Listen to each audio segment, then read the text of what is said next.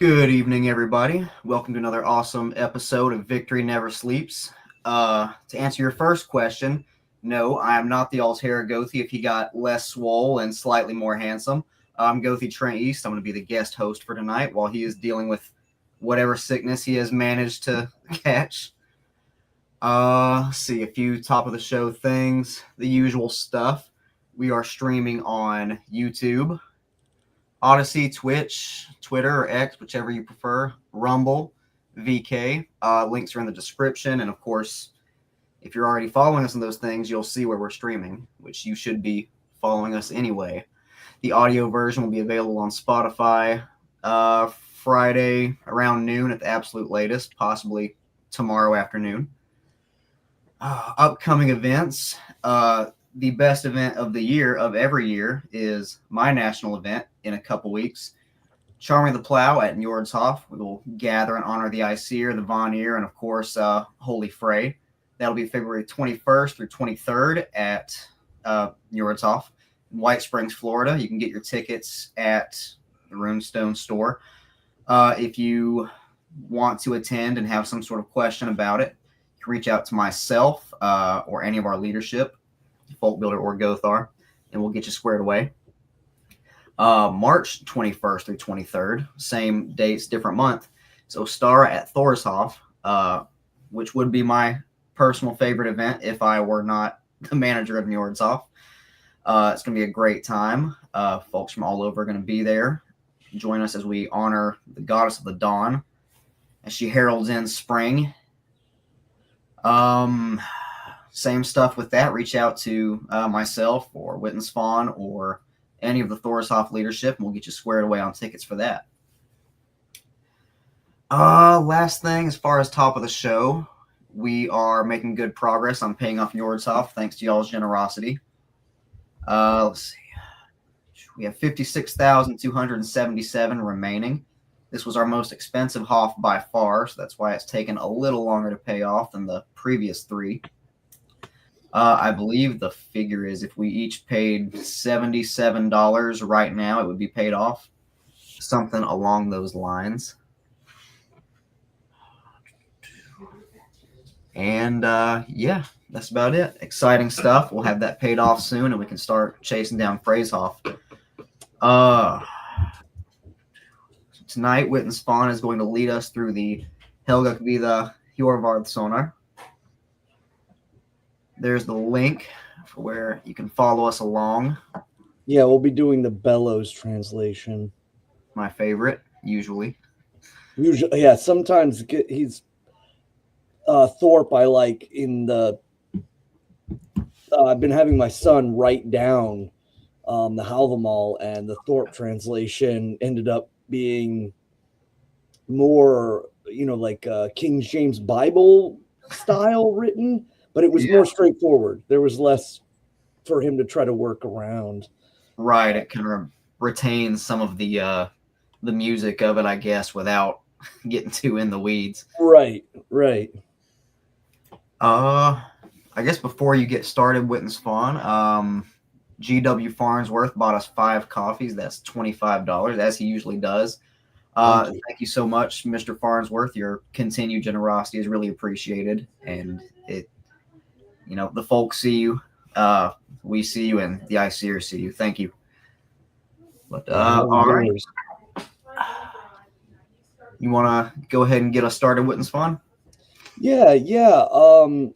Well, I didn't know too if you wanted to address any. There was a question that came in right before we started, getting into the meat and potatoes of this. Was about Day of Remembrance for our hero. Okay. Ivan Kinnrifa. I don't know if you got that on your end. Yeah. The question. Okay. Folk Builder Sarah Alt says, "Good evening, Gothi East and Witan Svan. Coming up on February 9th is the Remembrance Day for Ivan Kinnrifa. How will you both be honoring him that day?" Go ahead, Witan Svan. So I think most everybody in the Gothar program and in the position of Gothar, like I'm a systematic practitioner. I do things very similarly with only like slight variations. So, if you, it's like kind of, if you go to one Svan bloat, you've been to them all. There's not a great amount of variation, and that's because I come from a form of learning in which tradition is like a drum beat, and every drum beat, sends a wave out or builds up in power, and that tradition kind of allows us to be on track, so that way the little things that you do, or really the most important is the spiritual expression that you have, can be released, because you're not concerned with steps, or you're not concerned with timing, or when we're going to exactly do, what have you. So my general, so right now I just recently, I have a mantle, but I put up a wall cabinet box, like a hof, or I mean, excuse me, a stallur in Icelandic, or like an altar, but it's in a cabinet that's mounted on the wall. And I've been using that a lot because it's just been easier to gain access. And I usually start all of my honorings by opening the cabinet and ringing the bell and lighting a candle and saying the prayers to, again, about lighting the need fire and calling to Lord Heimdall to ask him to bear witness to our troth, and, blowing a horn 3 times, and calling specifically. But when it comes to ancestors and heroes, well, generally with heroes, I call above. I feel like the heroes are with the gods. I feel that they have ascended, whether in their life or even after. They have been drawn up, and they reside with the gods. So, I generally call out to them. And there's a part in there where I say to the land spirits, like, those, do you know that we are going to call the holy heroes of our folk? Those that wish us woe, wend your way from here, and those that wish us weal are welcome in our halls. And it is kind of really important that we consider where we call out to. And I think a lot of folks that come from Christianity, they have a negative connotation when we think of our ancestors being below, because they are, conflating like the concept of like hell and an underworld as being a bad thing, and as opposed to a place that's kind of separated away from the order that the gods, apply. So I call up, and oh, I'm getting some background. But yeah, I call up and fill a horn and lay the horn out into the lout bowl after I take a sup. And then I take that horn and I take that bowl and I give offering. And then generally too, there's a meal or something of that sort. So I find the best time to do this is right before dinner. And it's just kind of a prelude to eating. But it's so important for our. Oh, yeah, somebody's getting background. I don't know if it's Nick or somebody's not muted. You guys have these in red? I think Nick, you might be picking up some of your stuff. Yeah, I try to generally run my bloats, whether they are small or big, the same. And adding on a meal or adding on a chance to sit down with the family and talk about Ivan or any of the heroes and their sacrifice, their willingness to be trothful to the gods despite threat of imminent death. Olaf Tryggvason, the serpent, the traitor, once he had you in his confines, it was always, choose the god of peace and love or die. And these brave men stood up against that, knowing that there was thousands and thousands of years of tradition that they were not willing to just let go, not just to get by or to be released, but so that they would not be witnessed by their ancestors and they would not be witnessed by the gods as turning on them. So hugely important. I think that, we honor many heroes for different reasons because everyone has their own kind of specific way that they've been graced by the gods and bring forth the troth or the Asatru loyalty to the Aesir. But it's unique when you, like with Ivan and with the Raud the Strong and with Oliver of Egvir, those guys specifically were under the imminent threat of death and knew that the gods and the ancestors were watching them and praying that one day they would be vindicated. And we are that vindication. So I think that's, really important. And that's generally the way I do it. I'm going to answer the question, but I also wanted to cover something that came up in the chat that is pretty pressing. For those who don't know, yesterday morning, Mr. Valgard Murray of the Asatru Alliance passed away and rejoined his ancestors. So I did not ever get a chance to meet him, of course. He was more of the old guard, I guess, so to speak. But he was a great friend to many members in the AFA and a good friend of former Allslayer Gothi McNallans. So hail Valgard Murray. Now to answer the question. So February 9th is Sunday. It's a good day for a day of remembrance. Typically what I do is we'll have a little family dinner and I'll tell the story to my wife and my unborn son because he's at the point in development where he can hear me through there. So I speak and kind of hope he's sort of taking in the words. And if he's not yet, he has no choice once he's out. So, we'll have that dinner and I'll speak about that. And I'll do similar to what Witan Svan said. I will, give a small bloat prayer to Ivan Kinnrifa. And my bloat setup is very similar, at least with our Helgakviða, because Witan Svan was essentially my unofficial Gothi mentor when I was at Thorshoff, so our styles have some similarity to them. But yeah, my answer isn't as nice as Witan Svan's, but it'll be similar in practice for sure.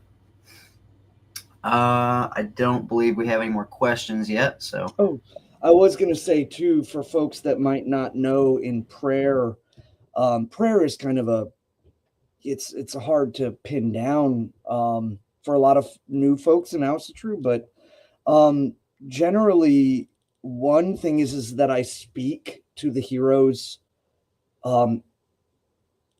as they are there, not speaking. I don't like hold the horn and say, well, I've told my family members about you, kind of like almost like a wrestling interview, or something like that.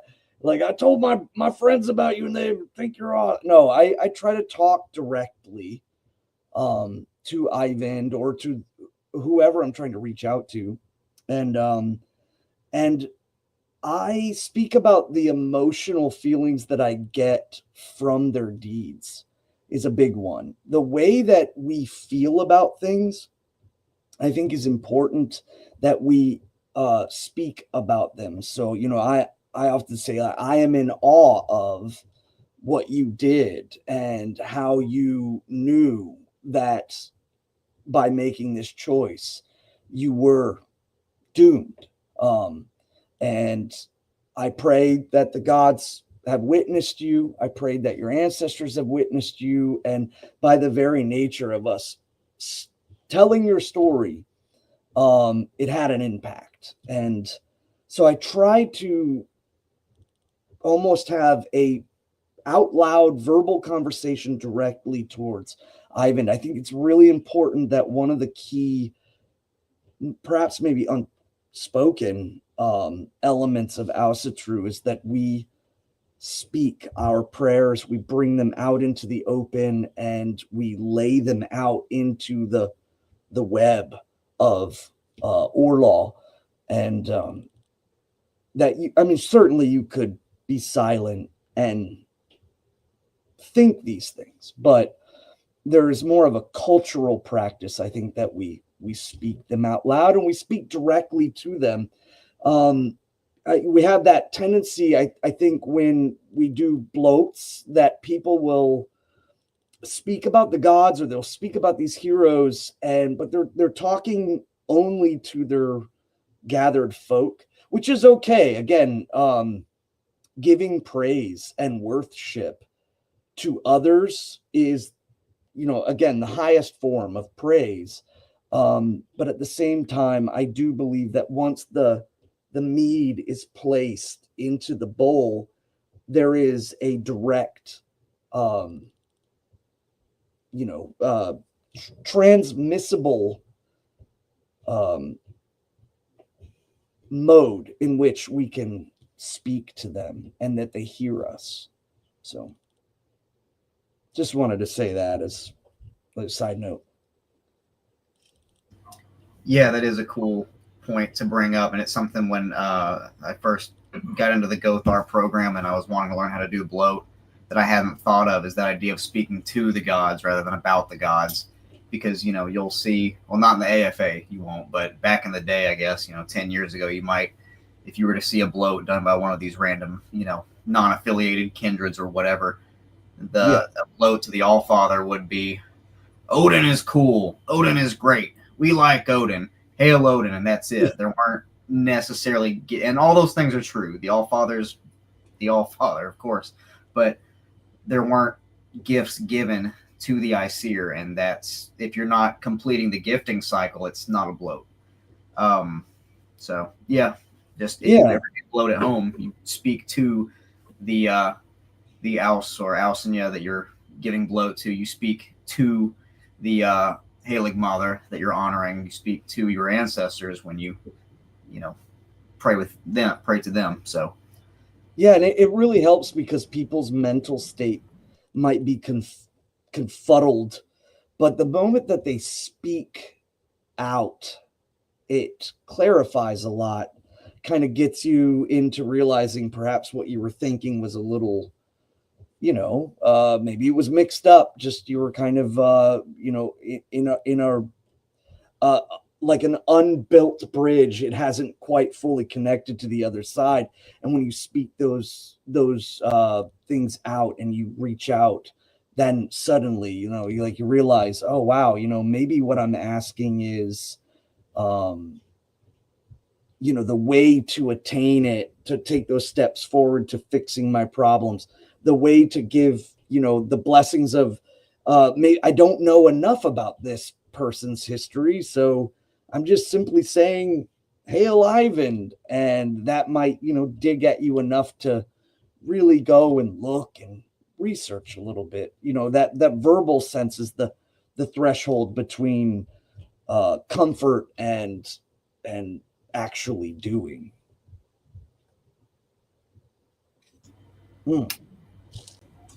Sorry, I have soapboxed enough. Well, we're in for a long night, I'm sure, either way. But yeah, if you want to go ahead and start leading us through the Helgakviða, that would be awesome. Okay, so one of the things that everyone here, if they're not familiar with the consecutive stories of Helgi, one of the interesting things about it is that Helgi is a hero that has multiple stories. Those stories are actually connected to Sigurd the Dragon Slayer. Um, Mainly because there's like light references in the poem, like one or two lines, that makes connection between Helgi and Sigmund, who is Sigurd's father. Um, Sigmund is the one that pulls the sword out of the wood in the center of the hall that Lord Odin buries in. And again, this is clearly an Aryan um, myth cycle, the removal of the weapon or the sword buried in the stone or the tree. And we find those. That's where the tripartite that I keep talking about comes from. That's where the loss of the arm or the loss of the hand, whether we're talking about King Nuada of the Irish or Lord Tyr. And we see these Aryan like hallmarks of stories throughout all of our people.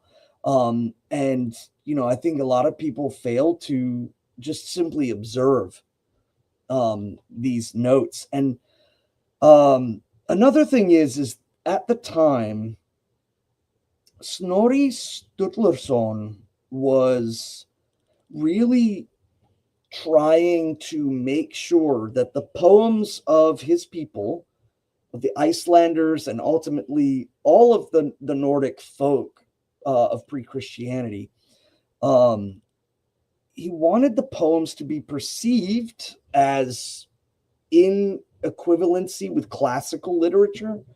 At that time, Greek poems, stories, Roman versions were absolutely the pinnacle of education and societal view. And so he wanted to show that even though it was different, it was on par, and didn't want to have his people just simply perceived as shoulder pelts and black face paint.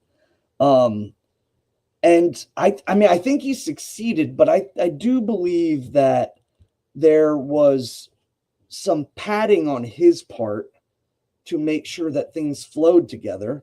But again, this is a unique one because it's also held in Saxo Grammaticus's Gesta Danorum, the tales of the starting and the kings of Denmark. So we have these separate stories loosely connected to Sigmund and Sigurd the Dragon Slayer, and stories even in the classical literature. There's multiple versions of the Herculean story, depending on where you were and how it came about. Different emphasis of who his mother was or how she treated him, and or even his death. So we find the same thing going on here with Helgi. Perhaps too, we could say that it's the same with Sigurd. With if you're on the Nordic side, you would know it simply as the Volsunga saga, but if you're going from the German side, it's the Ring der Nibelung. I think I got that right. So these stories brought into high legend and mythos are incorporated with history and magic and elements. It becomes like a braided rope. It's not simply just one thing. And we see that because there's mention of Atli, and it is a pretty good guess that Atli is Attila. the invasion of the Huns into the Eastern Germanic people was greatly affected them, but in particular that there were Eastern Germanics that were around when the Huns invaded, and then they eventually moved southward and were in around the Aegean Sea and even the Black Sea in Ukraine and in Rome. And then there was a breaking point in Rome, and then a large amount of these Gothic Eastern tribes started to move back northward. They settled in Germany, they settled in England, they settled in Denmark, and a great amount of them crossed over the Baltic and settled in Sweden and Norway. And what they brought with them were these stories, but by the time they're spoken in Iceland, recorded down, they're compounded into far less historical, far more spiritual and mythological. So, bearing that in mind, we're going to be covering now these different stories of Helgi. Tonight, we're covering one, but the future series will be going over these. And so Helgi is a kind of hero warrior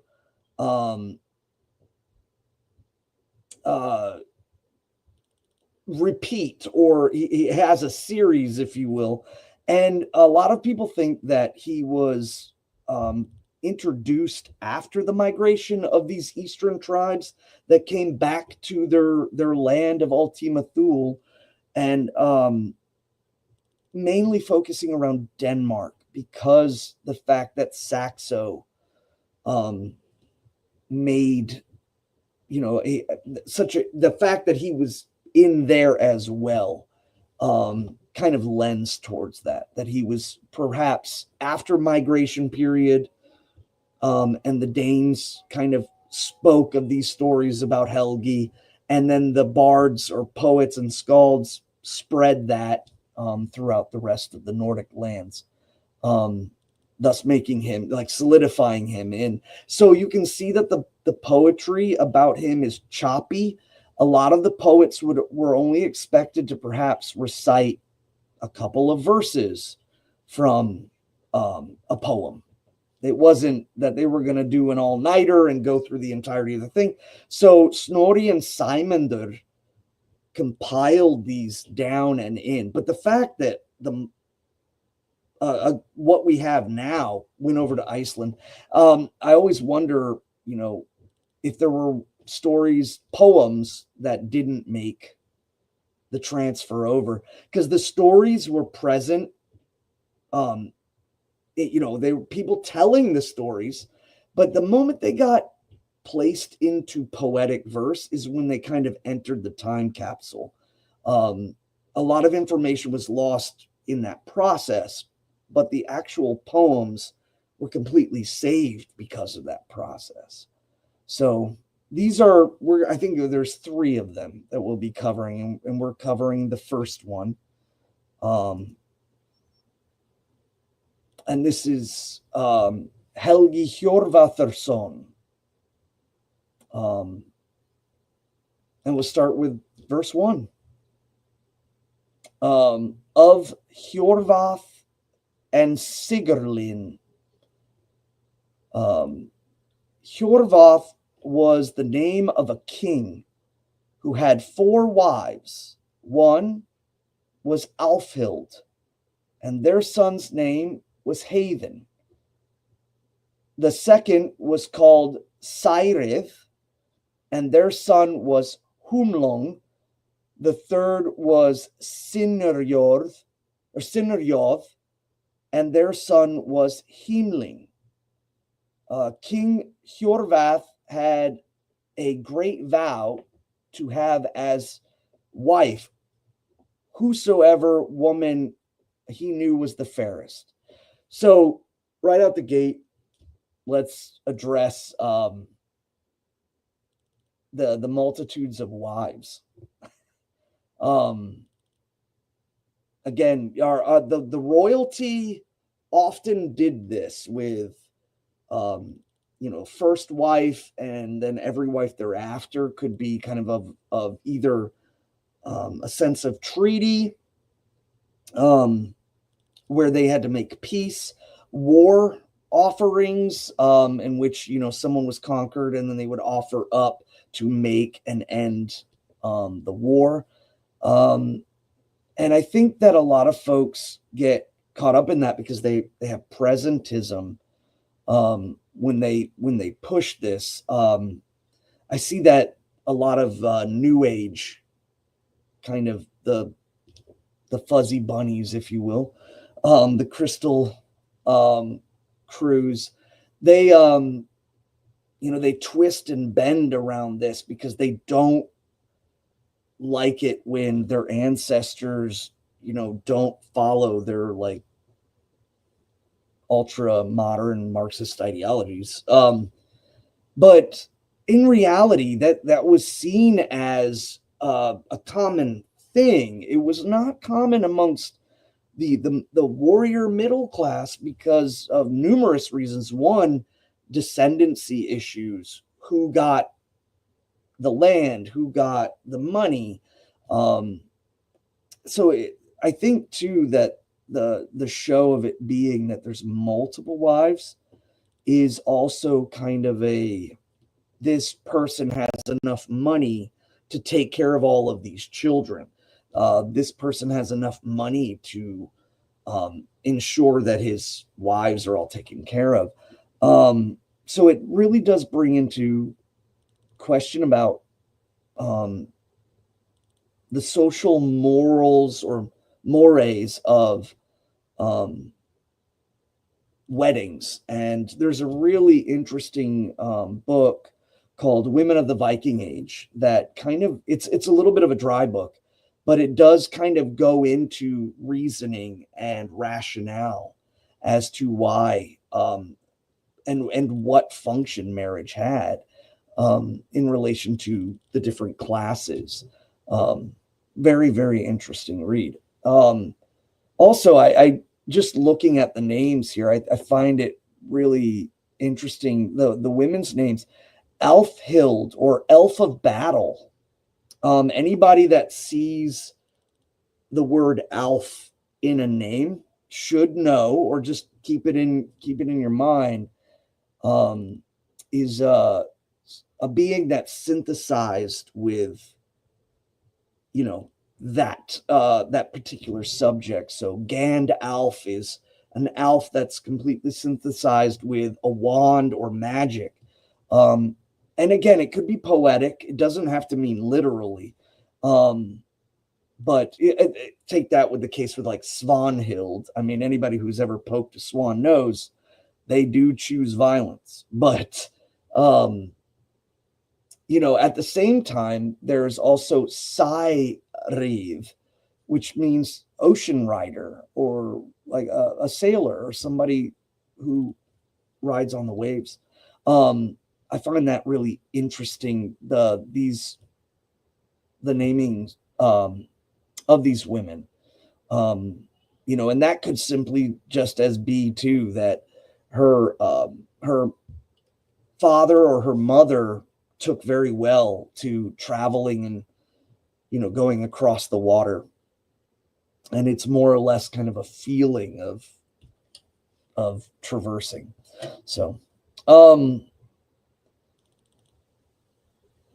in this case here, it says King Hjorvarth had made a great vow to have as wife whosoever woman he knew was the fairest.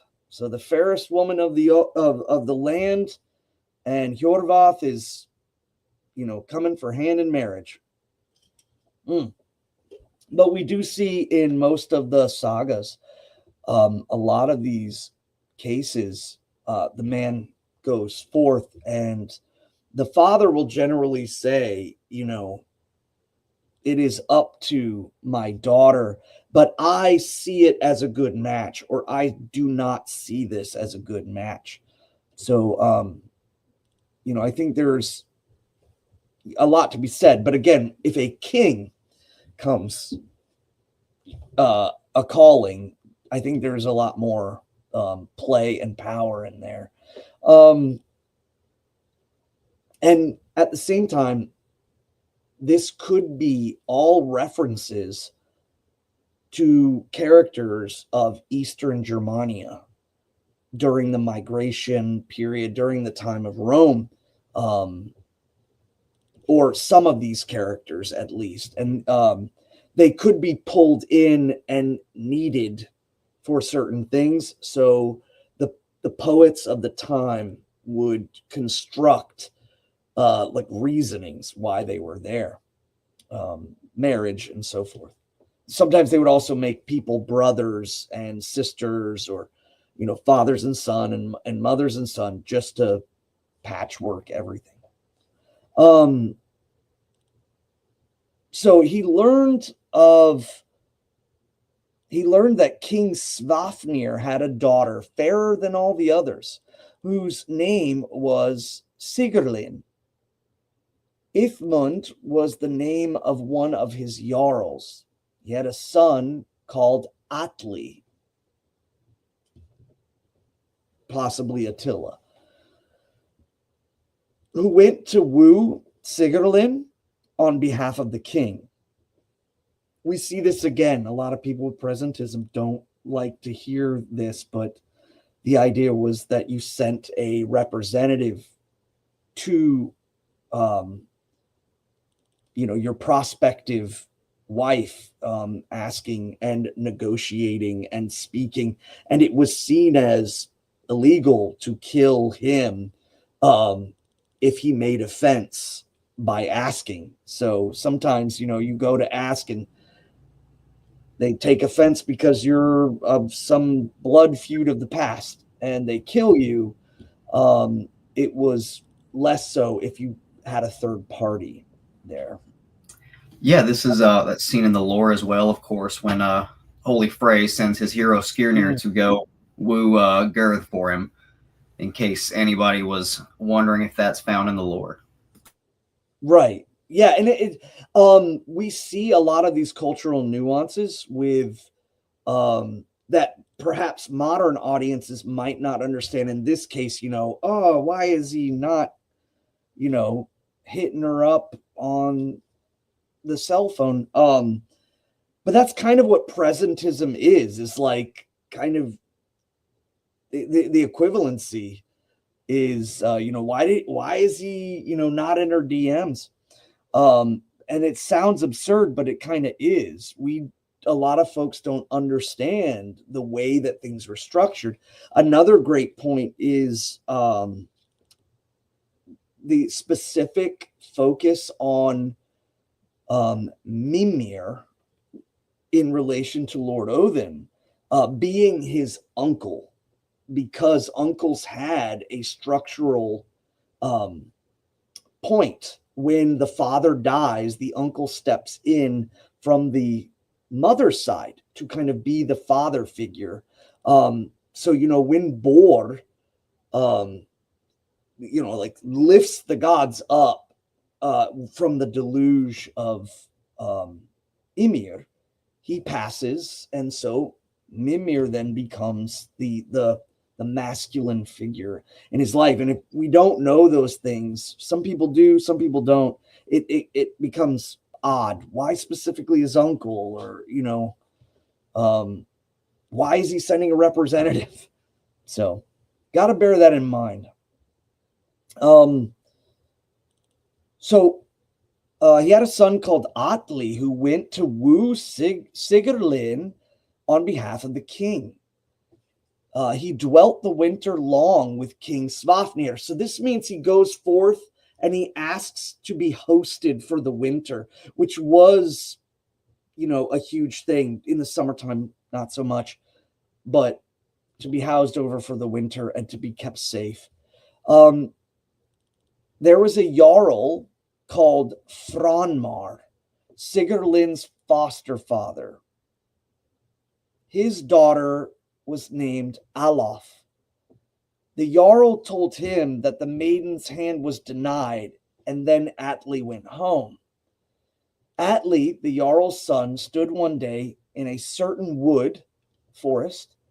A bird sat in the branches over him, and it had heard that his men called Hjorvarth's wives the fairest woman. The bird twittered, and Atli hearkened to what it spoke, and it said, a couple things just about that. This is again one of those Aryan kind of call signs, something that you will see in multiple branches, whether it's Gaulish, Central Germanic, Slavic, and Hellenic. The stories of the talking birds, and even further, if you go east with the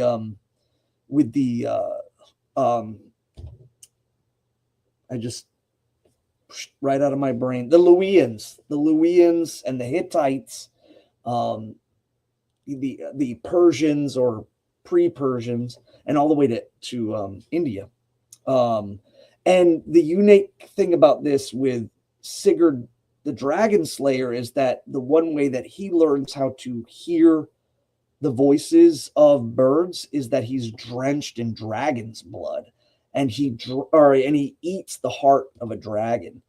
But in this case, it doesn't seem to be implied. But is in one story it's through a great event, and in this case it's not. And we find this in folk stories when, like, the young maiden goes out into the woods and she speaks to a raven or what have you, like in many German folklore stories. So when you see something like that, that's like a call sign that shows it is probably heavily influenced by like Western Aryan traditions. So the bird says, "Sawest thou Sigrlin, Svafnir's daughter, the fairest maid in her home and land found? Though Hjorvath's wives by men are held, goodly to see in Glacier's wood." And Atli spoke in return, "Now with Atli, Ithmund's son, wilt thou say more, thou bird so wise?" The bird spoke, "I may, if the prince an offering make, now the gift cycle, and I have what I will from the house of the king." Atli spoke, "Choose not Hjorvath, nor sons of his, nor the wives so fair of the famous chief. Ask not the brides that the princes are. Fair let us deal in friendly wise." So let's not talk about all of these, machinations going on. Let's just speak about other things. Let's speak as friends. I was looking, I wanted to see in which the king that he mentions, the famous chief, but I assume he's talking about Hjorvarth. But one thing too is Glacier. Glacier is spoken of by Snorri, and it is mentioned as being like a heavenly forest, which I thought was pretty interesting. Down in the bottom here, Snorri in the Skald Skarparmal quotes that Glacier stands with golden leaves before Odin's hall in heaven. So again, but here it's not seen as that. This is seen as in the middle world, and I think that causes a lot of confusion when we start talking about the geography of the cosmos and why some people have interpreted things to be drastically, wrong, and perhaps even thinks simply that like Ausgard is by itself in the upper realm. But this certainly doesn't help. The bird spoke. A fane will I ask, and altars many. Gold-horned cattle the prince shall give me. If Sigrlin yet shall sleep in his arms, or free of will, the hero shall follow. This was before Atli went on his journey, but when he came home, the king asked of his tidings. So that's kind of an insert added in to for context, is that speaking to the bird happened before he went to go and speak to Sigrlin. And he's asking for a gift cycle. He's asking for an altar. He's asking for cattle to be, driven there, maybe grown there or slaughtered there for him.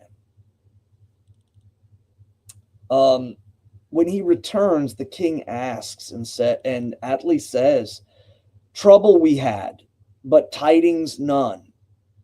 Our horses failed in the mountains high, the waters of Symor.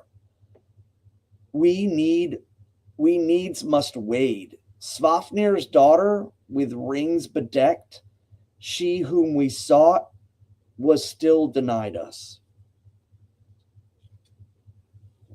So it took so long because the weather was bad and we got stuck in the mountains. And even after this long and arduous journey, we were denied her. And again, the gold bedecked, the rings bedecked, rings upon her fingers or rings upon her neck. Certainly, too, our ancestors held a great sense of the value in presenting with their riches. I think it's funny. I wonder how much like Protestantism and the bare boneness that our folk have kind of absorbed has turned back on the way our ancestors are perceived, because our ancestors wore bright clothing and painted things brightly and wore their jewelry, their arm rings, the rings on their fingers and around their necks. And, again, it was seen as a very positive thing. And I think that a lot of like that, the Protestantism of like bare boneness, or you can't show off wealth and you can't have things that are gold and shiny and just, draw forth a lot of that awe. And just, again, wealth shows vitality. And, you clearly see here, as this is one of those, I don't know, like, it's a mark of beauty. We hear that about the white arm, or the white hands. And we hear it about the fair hair, and also, being bedecked in gold. So,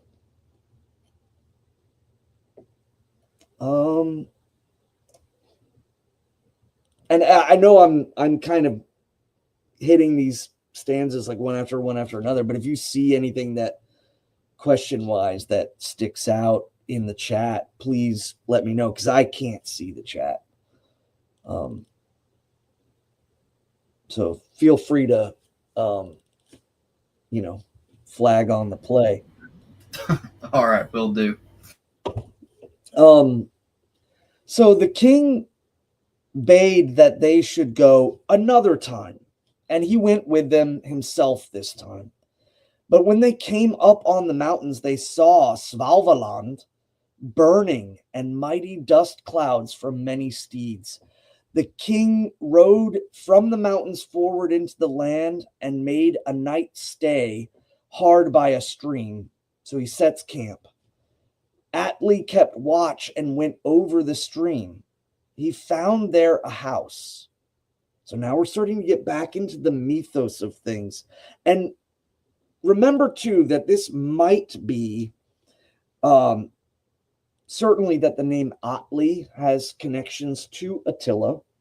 But one thought that I had is that the Nordic folk would oftentimes pull names from incidences or stories.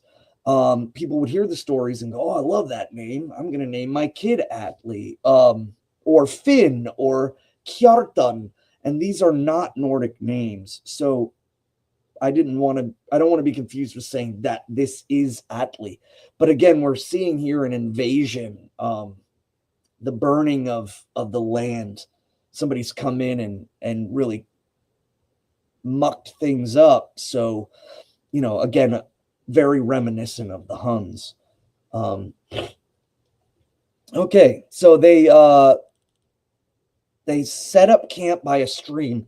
Atli kept watch and went over the stream. He found there a house. A great bird sat on the housetop to guard it, but he was asleep. Atli hurled his spear at the bird and slew it. And in the house he found Sigrlin, the king's daughter, and Elof, the jarl's daughter, and he brought them thence with him. Jarl Franmir had changed himself into the likeness of an eagle and guarded them from enemy and host by magic. Not very well, though. Hrothmar was the name of a king, a wooer of Sigrlin. He slew the king in Svavaland and had plundered and burned the land. So, Franmar comes in to Svavaland and starts burning and pillaging, and Alof takes the daughter of the king and the daughter of one of the jarls and runs to the borderlands and is hiding in a house. And then he magically changes his shape to the form of an eagle and sits on top of the house. But Atli, seeing the purpose of this great eagle, slew it. And most likely, especially through our ancestors' eyes, I believe that they did not see this as simply a little eagle, but like a great eagle, clearly outside of the realm of normality.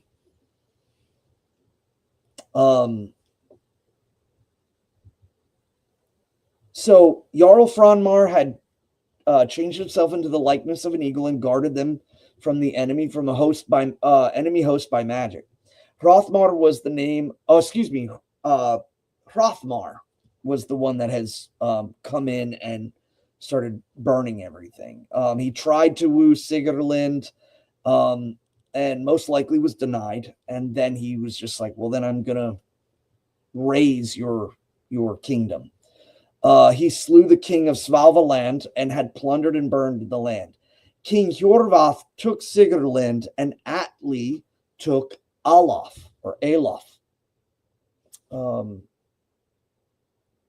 So Hjorvarth was trying to take Sigrlin as his wife, and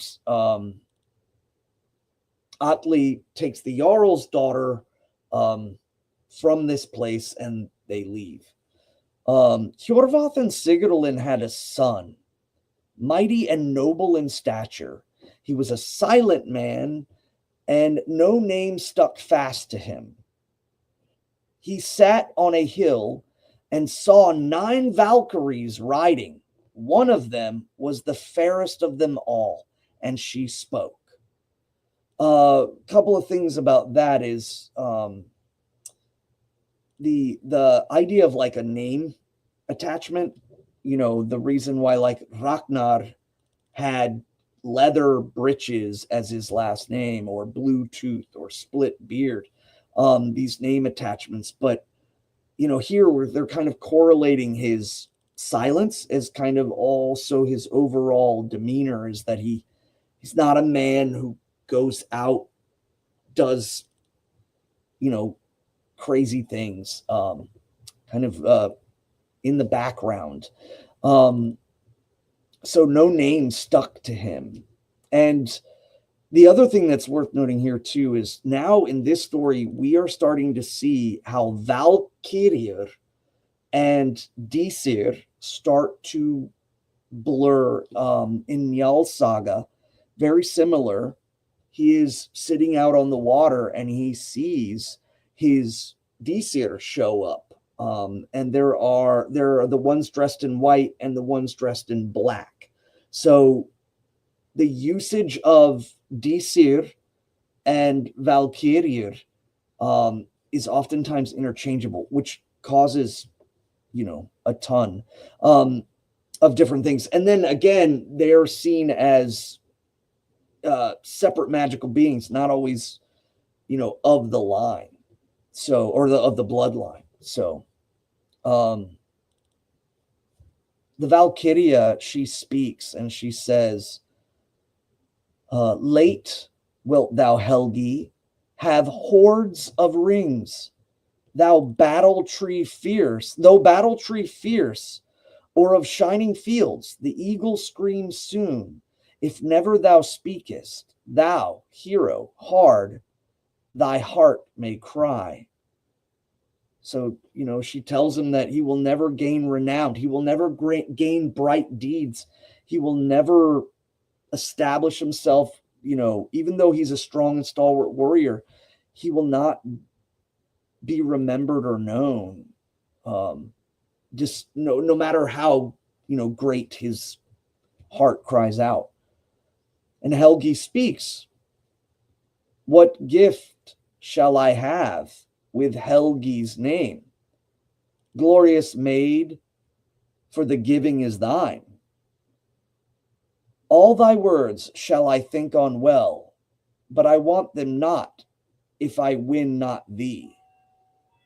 So now he's saying, he wants her. And the Valkyrie speaks. Swords I know lying in Sigarsholm, 50 there are, save only 4. One there is, that is best of all, the shield destroyer. With gold it shines. In the hilt is fame. In the haft is courage. In the point is fear for its owner's foes. On the blade there lies a blood-flecked snake, and a serpent's tail round the flat is twisted. Eilimi was the name of a king whose daughter was Svalva. She was a Valkyrie and rode air and sea. She gave Helgi this name and shielded him oft thereafter in battle. So now we kind of get the name of the Valkyrie.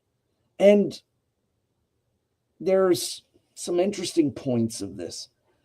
One, I think that the general way that we spiritually see the Valkyries as perhaps, extensions of the will of Lord Odin. In this case, she doesn't fit in the list of mentioned Valkyrie.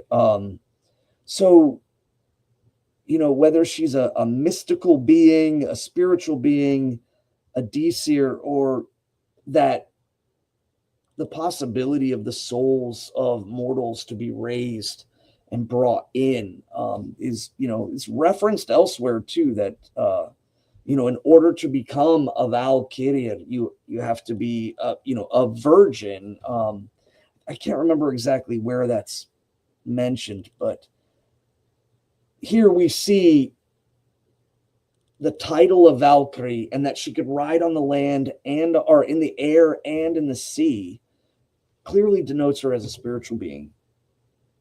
But was she raised up? Or is this, again, the usage of the title Valkyrie is kind of just being placed in like it would be placed in with, with Disir or a Nornir, of the kind of like lowercase sense. But Eilimi is also mentioned in the saga, the Volsungs. So there's just these little ties to that story that show that these kind of stories were crossed over and tailored to connect with each other. And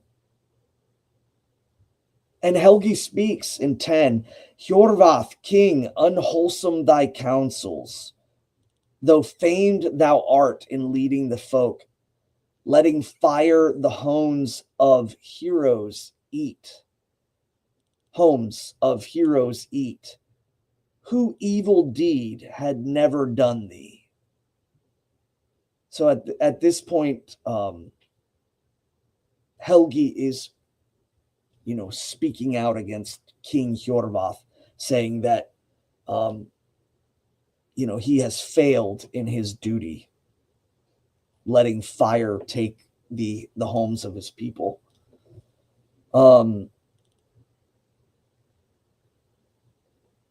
Yet Hrothmar still the hoard doth hold, the wealth that once our kinsman wielded. Full seldom care the king disturbs. Heir to dead men he deems himself. That's pretty savage. So, it's Hrothmar holds the wealth now, and the wealth that your people had. And, but the king, he doesn't care. He has, resided himself to be the heir of dead, inert ancestors, and in turn also pass on his land to no one. Hjorvarth answered that he would give Helgi a following if he fain would avenge his mother's father. Then Helgi got the sword that Svalva spoke of. So he went and Atli with him, and they slew Hrothmar, and they did many great deeds. So this is kind of like a compact speed up point. They establish Hjorvarth and Atli, and then they establish Helgi and his meeting with Valkyrie about the great sword, and then they come together, and the king tells him, like, no, can you avenge the people of Svalvaland and take Atli with you? And then they go out, and kind of, it's like the perfect spot for a montage at that point. And lots of blood, lots of fighting, and lots of cool stuff. And then it just kind of jumps forward. And then it goes into certain deeds that are almost reminiscent of like Hercules' deeds, or maybe not so grand, but certainly amongst our ancestors, they would have seen Helgi is now, he has this sword from a Valkyrie, and he's, fighting armies. He's fighting giants and all kinds of things. So he also slew the giant Hati, Hatred, whom he found sitting on a certain mountain. Helgi and Atli lay with their ships at Hattafjord. Atli kept watch during the first part of the night, and Hrimgirth, Hati's daughter, spoke. So now this is the daughter of the giant. Who are the heroes in Hattafjord? The ships are covered with shields. Bravely ye look, and little ye fear. The name, the king, I would know. Atli speaks. Now, here's another thing that you'll see in stories. There will be this kind of tricking you'll have like your right hand man, your thane, your man at arms, and he would step up and kind of pretend to be, the leader. It's very much the same as in Sigurd's story, where Sigurd stands in and then completes the tests and gains access to the Valkyrie. So we see all of these kind of common points. Real quick, Yeah. I would be remiss if I did not point out that y'all's Helgakviða would say that it says spake rather than spoke or speaks. I know he loves his ale spake a verse, so Right. I know. I spake. have a tendency, my brain will just switch it to, or kind of, I know, but I need to maintain the integrity of the writing and the translation. I just have a bad habit of kind of doing that. Anybody that has kids that reads stories, sometimes you have to do that in certain stories, kind of tweak them a little bit, especially when there's older words that, and I'm not saying that the audience is kids, but what I'm saying is the habit starts to build up, and then I start applying it to everything. Not good. So yeah, I will correct. Let me see here. So Atli steps up and he says to the daughter of the giant, he's Atli spake, Helgi his name, and never thou mayest harm to the hero bring. With iron is fitted the prince's fleet, nor can witches work us ill. So, sorry, one, he's standing up and simply states Helgi is the king, but you know that he's talking to a supernatural being because he says that our ships are fitted with iron, and witches, troll witch, Jotun, witch, the ill-working kind of dark and shadowed brood that descends from Ymir that, wishes great harm upon gods and men.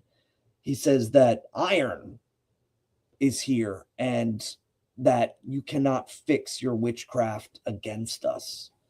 And that doesn't, it's kind of going without saying with swords and shields and what have you, that iron axes, but, the idea that, because the word that's used is Iarnborki.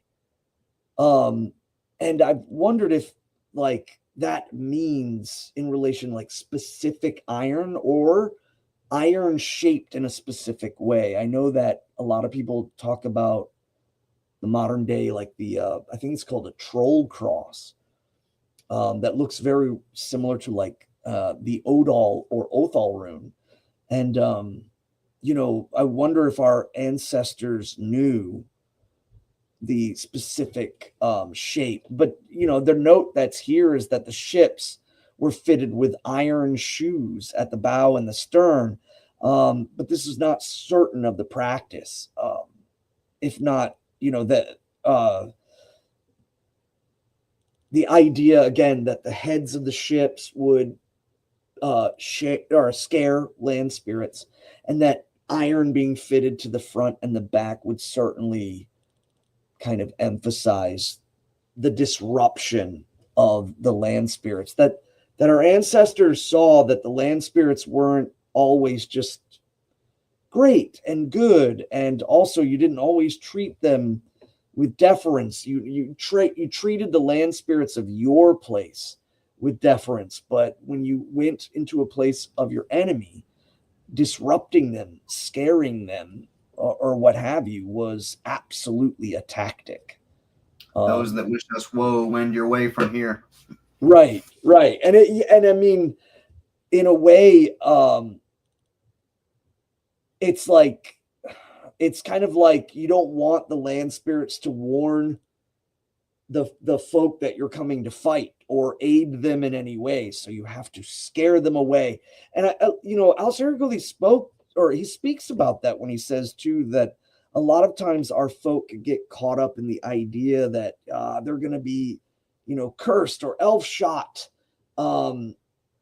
because the scary stuff, the ooga booga stuff. But our faith, our will, and our drive does have effect. Is it good to disrespect land spirits for no reason? I would say no, but the idea again is that we have an effect on them just as much, even though they're working in the realm of the unseen. So then Hrimgerth spake, and Hrimgerth means ice or snow, or kind of the built up combination of the two. And Gerður is a wall, a fence, an enclosed place. Very, very fitting name. She says, who now, thou mighty man, art thou?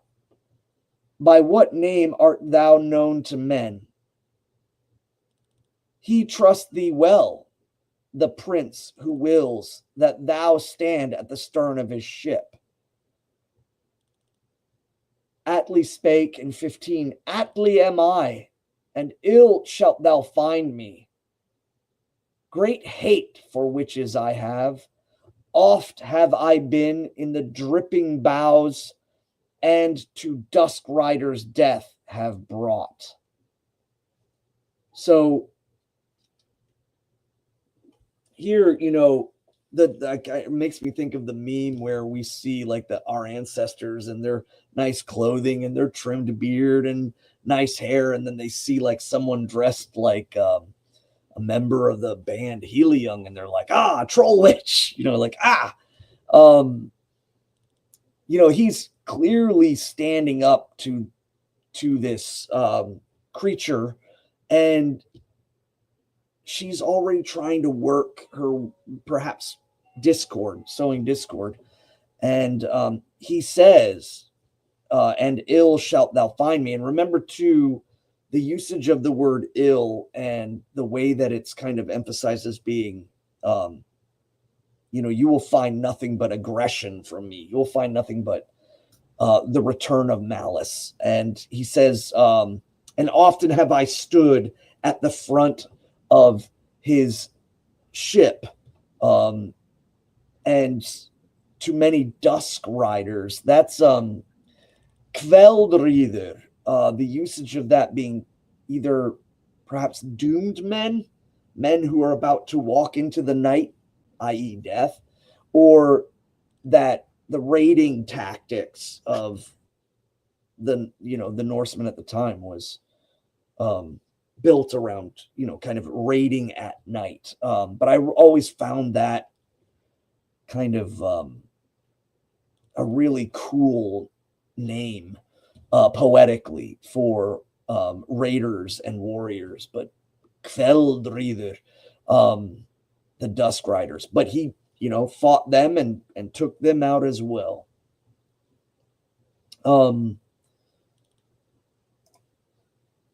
So again, and just to remind everyone, the beginning is setting up about Hjorvarth and his wives and him trying to go and get another wife. And then there's this, great war. And at the same time, Helgi, separate place, is bestowed the location of a great sword from a Valkyrie.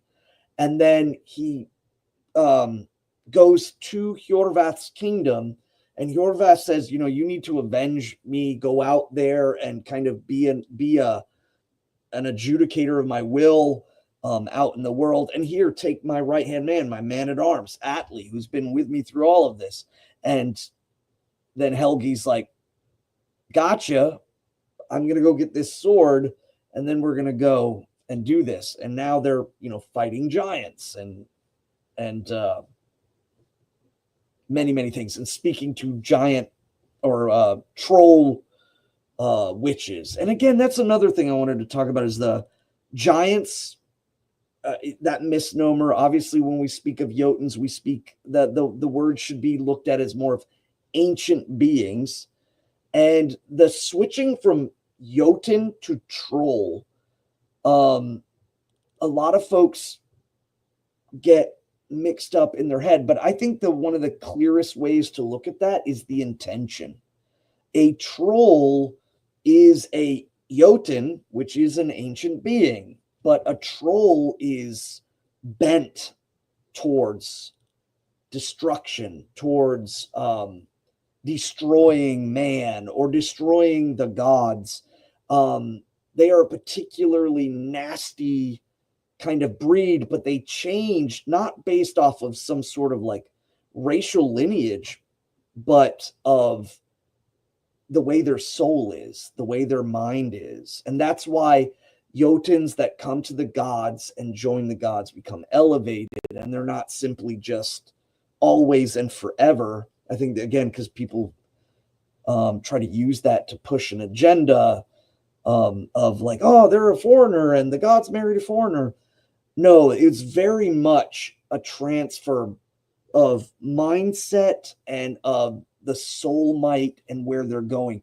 If they join the gods in the form of order, then they would be seen as living amongst the gods, descended perhaps from the Jotuns, sure, but now they were of the gods. And then if you had the Jotuns as ancient beings who sometimes were neutral and sometimes were of, ancient existence, but the moment they turned into something, malicious and aggressive and actively reaching out to destroy mankind or to destroy that which the gods have built or worked with, they become trolls. And troll is, I would say, is kind of like our word in equivalency to like demon, even though demon's not used correctly.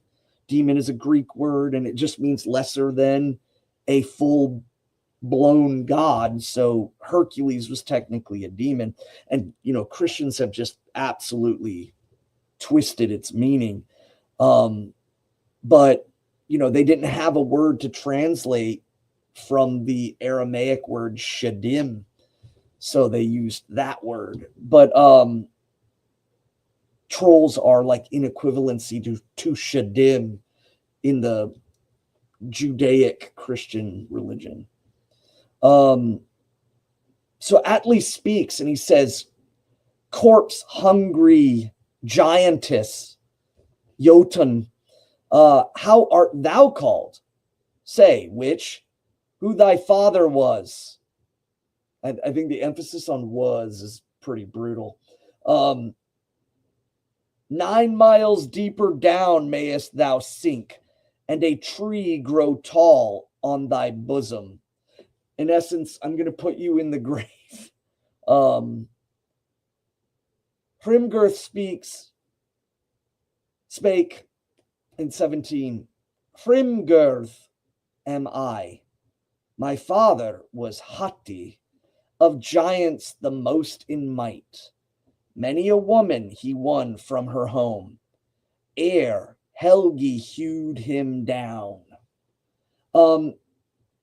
We see that in post Asatru days in Iceland.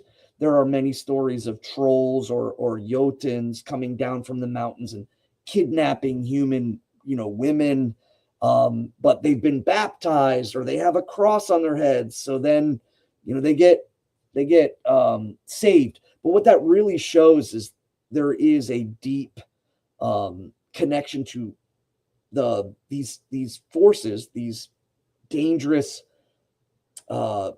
brood of Ymir, responsible for the disappearances of people. So, he says here, many a woman he won from her home. So that's directly speaking, like he was just, the king of kidnapping humans and taking them away, which would have an effect on the audience. Atli spake, 18, which In front of the ship thou wast, and lay before the fjord, to Ron wouldst have given the ruler's men, if a spear had not stuck in thy flesh. So the translation of Ron, he speaks of Raun. Raun is not of the Aesir, but they have entered pact, that they are in a tentative submission to the Aesir. And she is seen as, a Jotun still, but here in the middle world, and is a part of the ever kind of consuming ocean. And the ocean is the blood of Ymir. It's the one place where the ancient powers of the Jotuns are still very much alive, quite literally, in the animals that were around and shaped by these Jotuns from before even dinosaurs. So he says that you were coming here and you were attempting to sink our ship and give us over to Raun.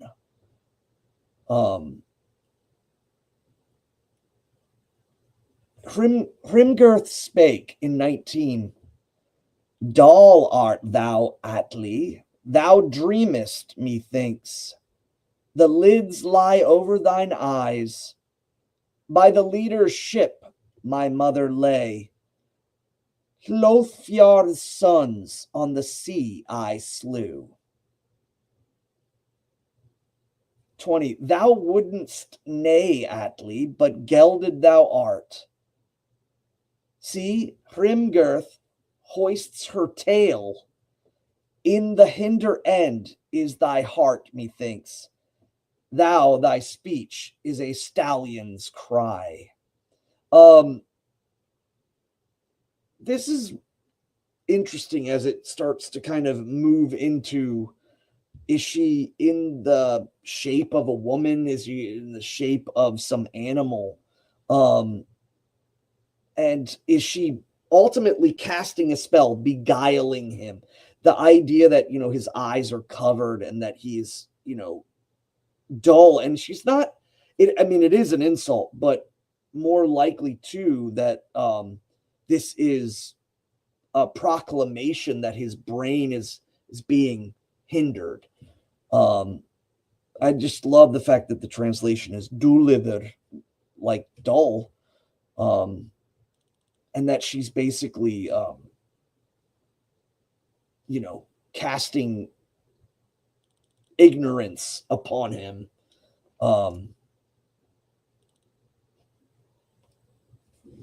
And so then if she does take the shape of an animal, if she does perhaps maybe even he sees her as an animal, and then he too sees himself as an animal. So this is all kind of part of the glamour of it, of the trickery of it, is that perhaps he is not, but in his mind, he is seeing this interaction.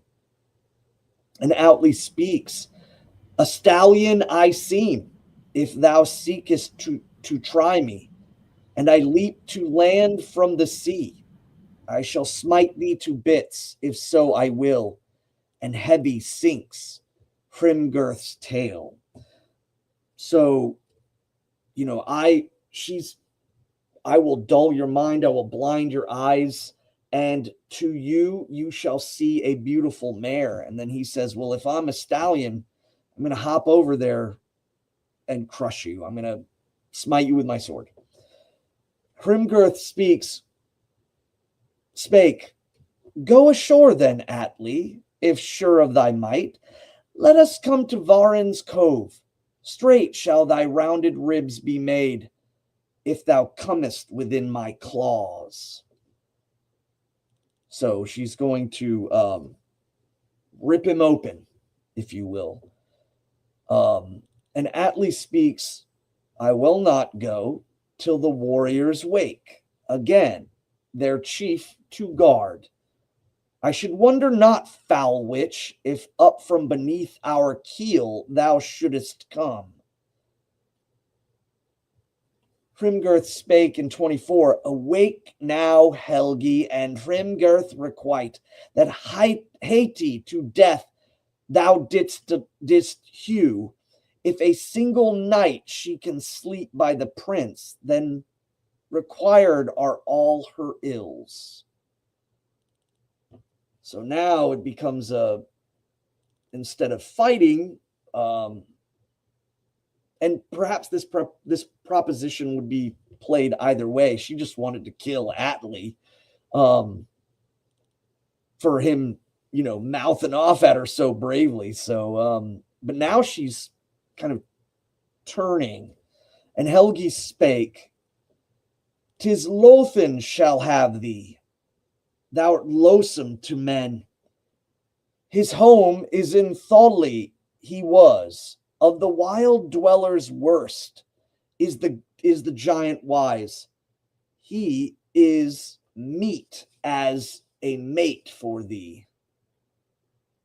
I like the usage of, he is of equal to you. So he is clearly speaking of another giant. Lothin has very similar, the reason why people say that Ragnar Lotharbok means not leather pants, but shaggy sheep pants, is because of Lothin, or Lov, the meaning shaggy. So this giant is the shaggy one, and he says, no, go find yourself one of your own, beings. He's a better mate. We do not. You're far too loathsome to our mortal eyes. Before we go further, I thought we'd take a second to answer some questions. There were a few that were in the live chat before the stream actually started that I wanted to cover. Because if we don't get to them now, I'm gonna forget and they're gonna get lost. Heathen Man asks, just caught up completely on VNS over the last couple of days, and a couple questions came up I thought I'd ask. I'm taking one at a time, Heathen Man. Hope you don't mind.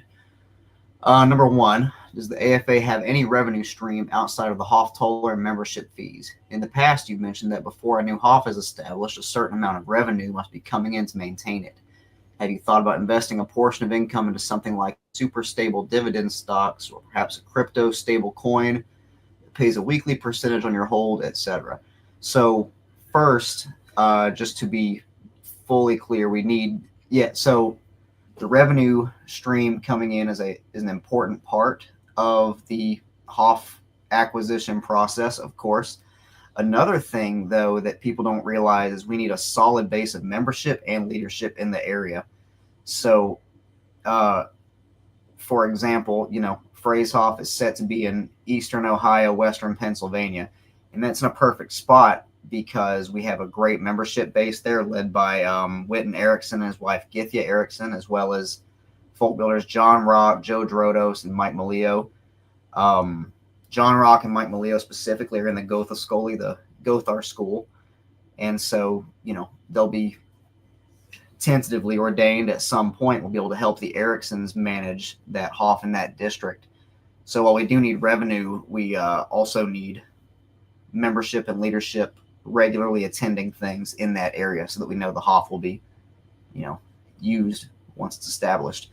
That said, yes, we do have one other revenue stream outside of donations and Hoftoller, is merchandise. So, for example, we've been selling, merchandise through Teespring, the calendars that my wife made, and of course, this new T-shirt celebrating the 30th anniversary of the Asatru Folk Assembly, also made by my wife, who was on via VNS last week. If you missed that, you can get it at runestone.org/store. We are getting them from a new source than Teespring, and so they're better quality and they're much cheaper.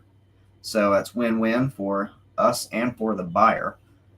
So check that out, and you can support us that way and have a pretty cool shirt. Let's see, the second question. Have you considered doing a show or a segment of a show on some of the main points or counterpoints when debating our Christian family and friends? It comes up often in shows, but mostly in bits and pieces, so a condensed version of some of the best argumentation and persuasion in one place might be helpful to some of us. That's an interesting question. I had a conversation with a gentleman on X who follows us about, he'll kind of ask me things about, well, my Christian relatives say this, what could I respond to with it? And a lot of the counterpoints towards Christianity, frankly, is that it's not us, it's not ours. Christianity is just a globalized version of Judaism, as Witan Svan kind of alluded to earlier. And there are other issues with it, of course. I think Witan Svan and I might be some of the most vocal dislikers of Christianity in leadership. Actually, I know I've seen him be pretty vocal about it on Twitter. And Judaism and Islam, I will say, yes, across the board, but uniquely Christianity does affect our folk more than the other two, as far as like conversion and things like that. Right.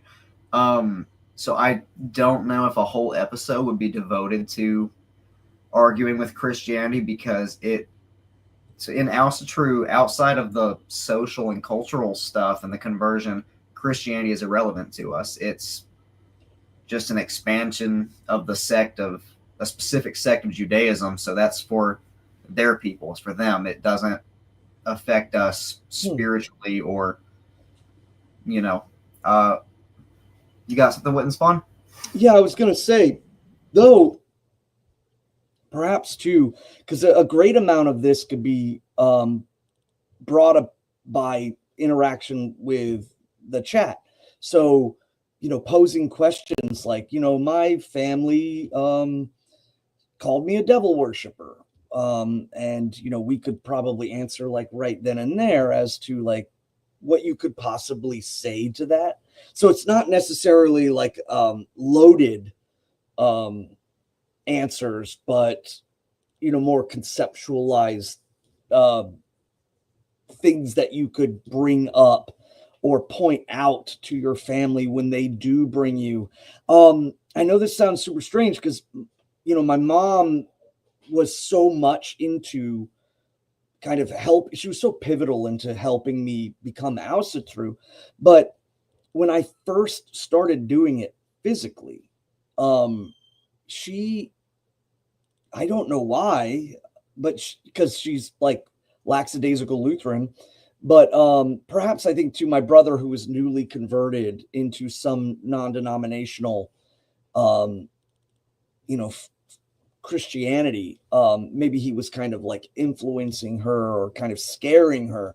But she went through a moment there where she was like, what are you doing? Are you worshiping the devil? And I needed to go through and kind of explain to her that, our ancestors had a legitimate faith, and you have been, kind of conditioned to think that anything outside of this, Judaic religion is evil. And so I did face some backlash from her and from my brother, who is no longer in that, non-denominational Christian, mega church stuff. But he was pretty hardcore. He was thumping it. And he came at me a lot of the time. So, and I think all of us kind of have, so if we had like, maybe even a couple people, and then just have people ask questions about, again, defending your faith, maintaining, loyalty to the gods, but also not necessarily rolling into your family, so that it ends. I have many customers too who are very devout Christians, and I have conversations with them, and I think almost all of them know. And I still, the ones that have stayed, I'm almost positive none of them have left. So, so there is also ways that you can reach out and not necessarily go for aggressive defense, but to kind of alleviate people and make them more understanding. That would be a cool show. I don't know what we would name it. Yeah, we'll have to get creative with that. But yeah, you raised a good point there at the end too. A lot of, especially here in the Bible Belt where I'm at, a lot of my interactions with Christians is largely assuring them that I'm not worshiping some evil entity, and that my values are not always the same, but often very similar to theirs, to conservative, normal, traditional Christians at least. So the third question from Heathen Man. I know the Sigrheim location is in Jackson, Tennessee, Jackson County, but is the exact location available, or is it temporarily on the down low? I only ask because I'm driving east through Tennessee soon and thought I might just drive past and see what it and the area around it is like, the nearest town, the nearest decent-sized city, etc. So producer Nick answered a lot of that for you specifically in the chat, but I'm going to repeat it just so other folks can hear it. I don't know the exact number of the address. I have it somewhere, but it's Hunting Creek Road in Whitleyville, Tennessee. Get on that road, drive until you see the awesome statue of a founder and Githya McNallen. Anybody feel free to reach out to producer Nick on the side or in the live chat now if you like, and you can schedule a meetup.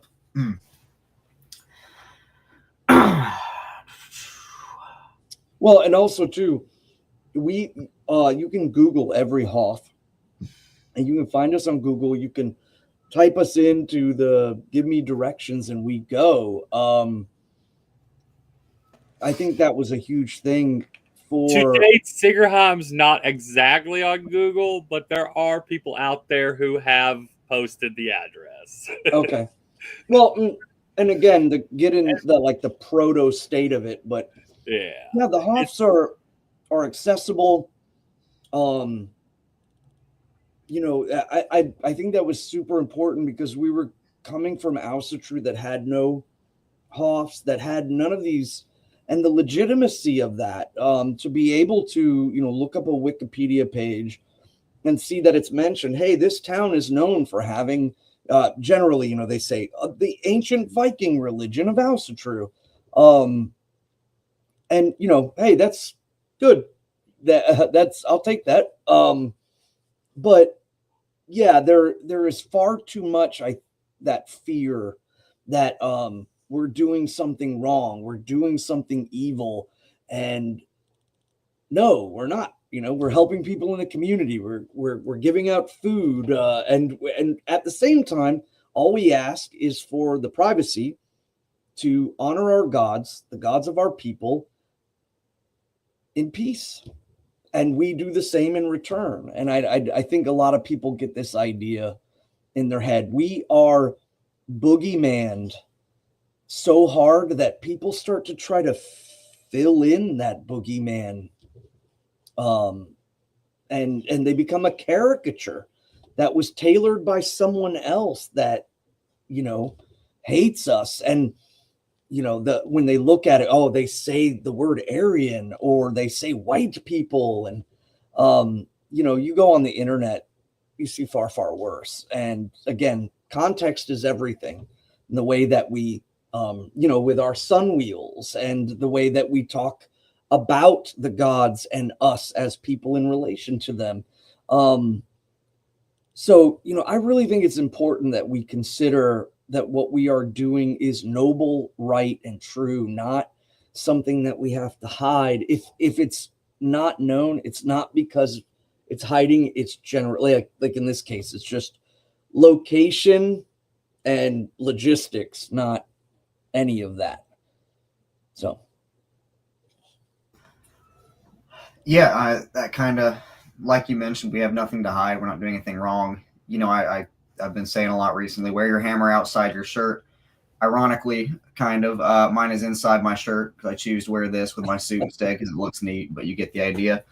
One more question so far. And by the way, guys, just a reminder, this is a question-driven program.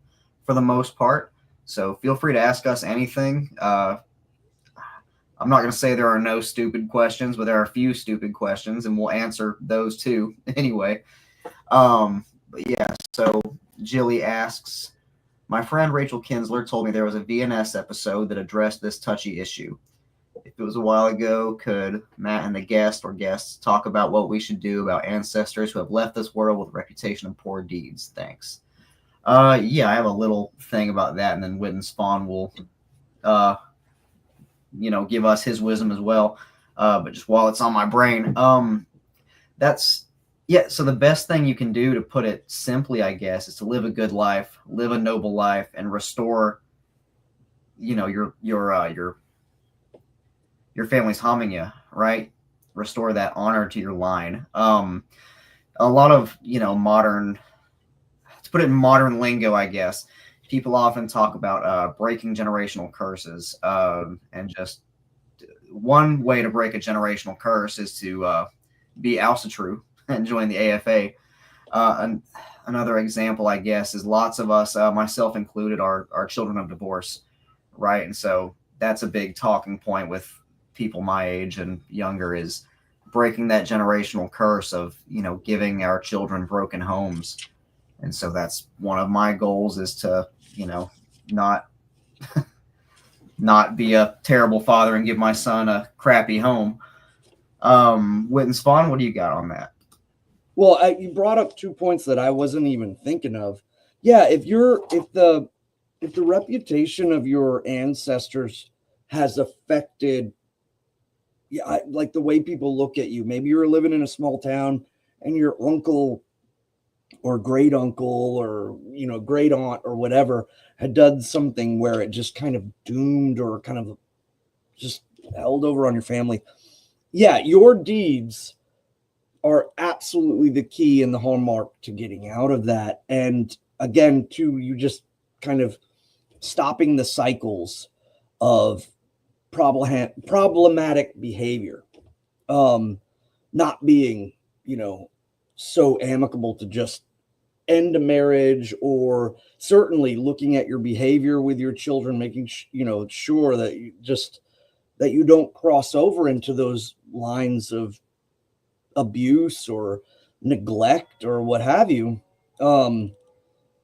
because again, your descendants are just as much a key balancing factor to your ancestors. But I was also going to say what you said. Some people might scoff at the idea when you said, first off, join the Asatru Folk Assembly.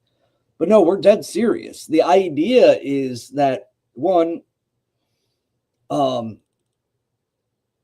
gods are real. So by you taking steps forward to help them further in the world and come to the folk is a legitimate act that you're doing. So that's one thing. But then on top of that, you are healing that rift. Your ancestors pass away and they suddenly become connected with the lines that came before them. And, the communication between those lines becomes direct. There's no barriers. There's no weird. There's no events. There's no, your perception of that time becomes interconnected with those before you. So I 100% believe that our Christian ancestors return to the ancestors and realize that perhaps they were, miscued. Maybe they were tricked into the whole, if you do this, you're going to go to a bad place if you don't give unconditional love to the king of the Israelites. So after they kind of pass through and they enter in with all of the loved ones, they realize, but when it comes down to ancestors who have done egregious things, again, egregious things is a matter that I think everyone can agree on. If it's beyond, if they have murdered their own kinfolk and been a kinslayer, if they have, hurt a small child. There are really, really distinct things that make someone a needling. But our ancestors have also experienced lives where perhaps they did make foolish decisions.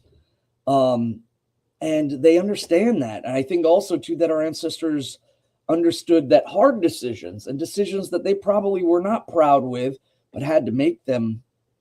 And also, too, just like the folly of, following a foreign religion built around a mortal and the organization around it, I think also that they come to an understanding of the level that their deeds, the effect that they have had on others.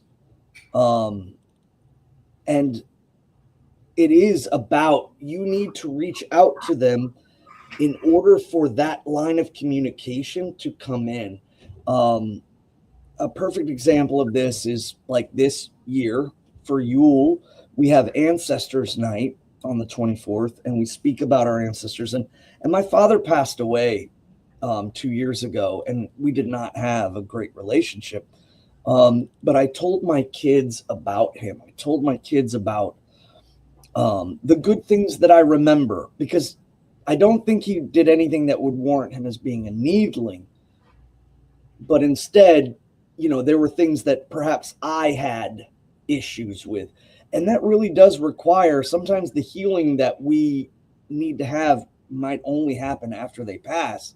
But if you have a chance to heal it before they do, definitely go out there and do that. But, at the end of the day, I believe that my father is with the line of my ancestors, and he is learning about the effects of the deeds that he did and how far they went. And the only way that he can heal and I can heal is if I open up that line of communication. It just really depends on what exactly the details of that is. That I don't know, but on the general sense, I think that healing for them is just as important as healing for us. And that can come from the framing of this new relationship. They are now beyond the veil and see through the well that they have and the entire processes, and can bestow gifts upon us. And the only way they can do that is, again, if we establish the gift cycle with them. Yeah. So if anyone who is listening to this, if you have some sort of generational stank, I guess, consider this your sign to start working on it. Fix yourself for your descendants and for your ancestors. There's this thing people always say, and it's such a cliche, but it people say it for a reason. They always say tomorrow is a new day. When this context, you're the new day. You are the dawn. You're the next round.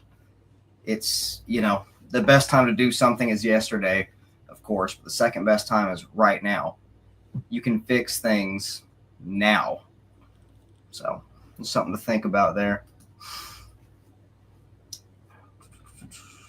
Yeah, and it's so intrinsic that you open up that line of communication through the gift cycle. It is imperative because it is the linchpin to opening up that communication. That's why we emphasize the gift cycle so much, and why we have maintained our gift cycle with the Holy Aesir for so long.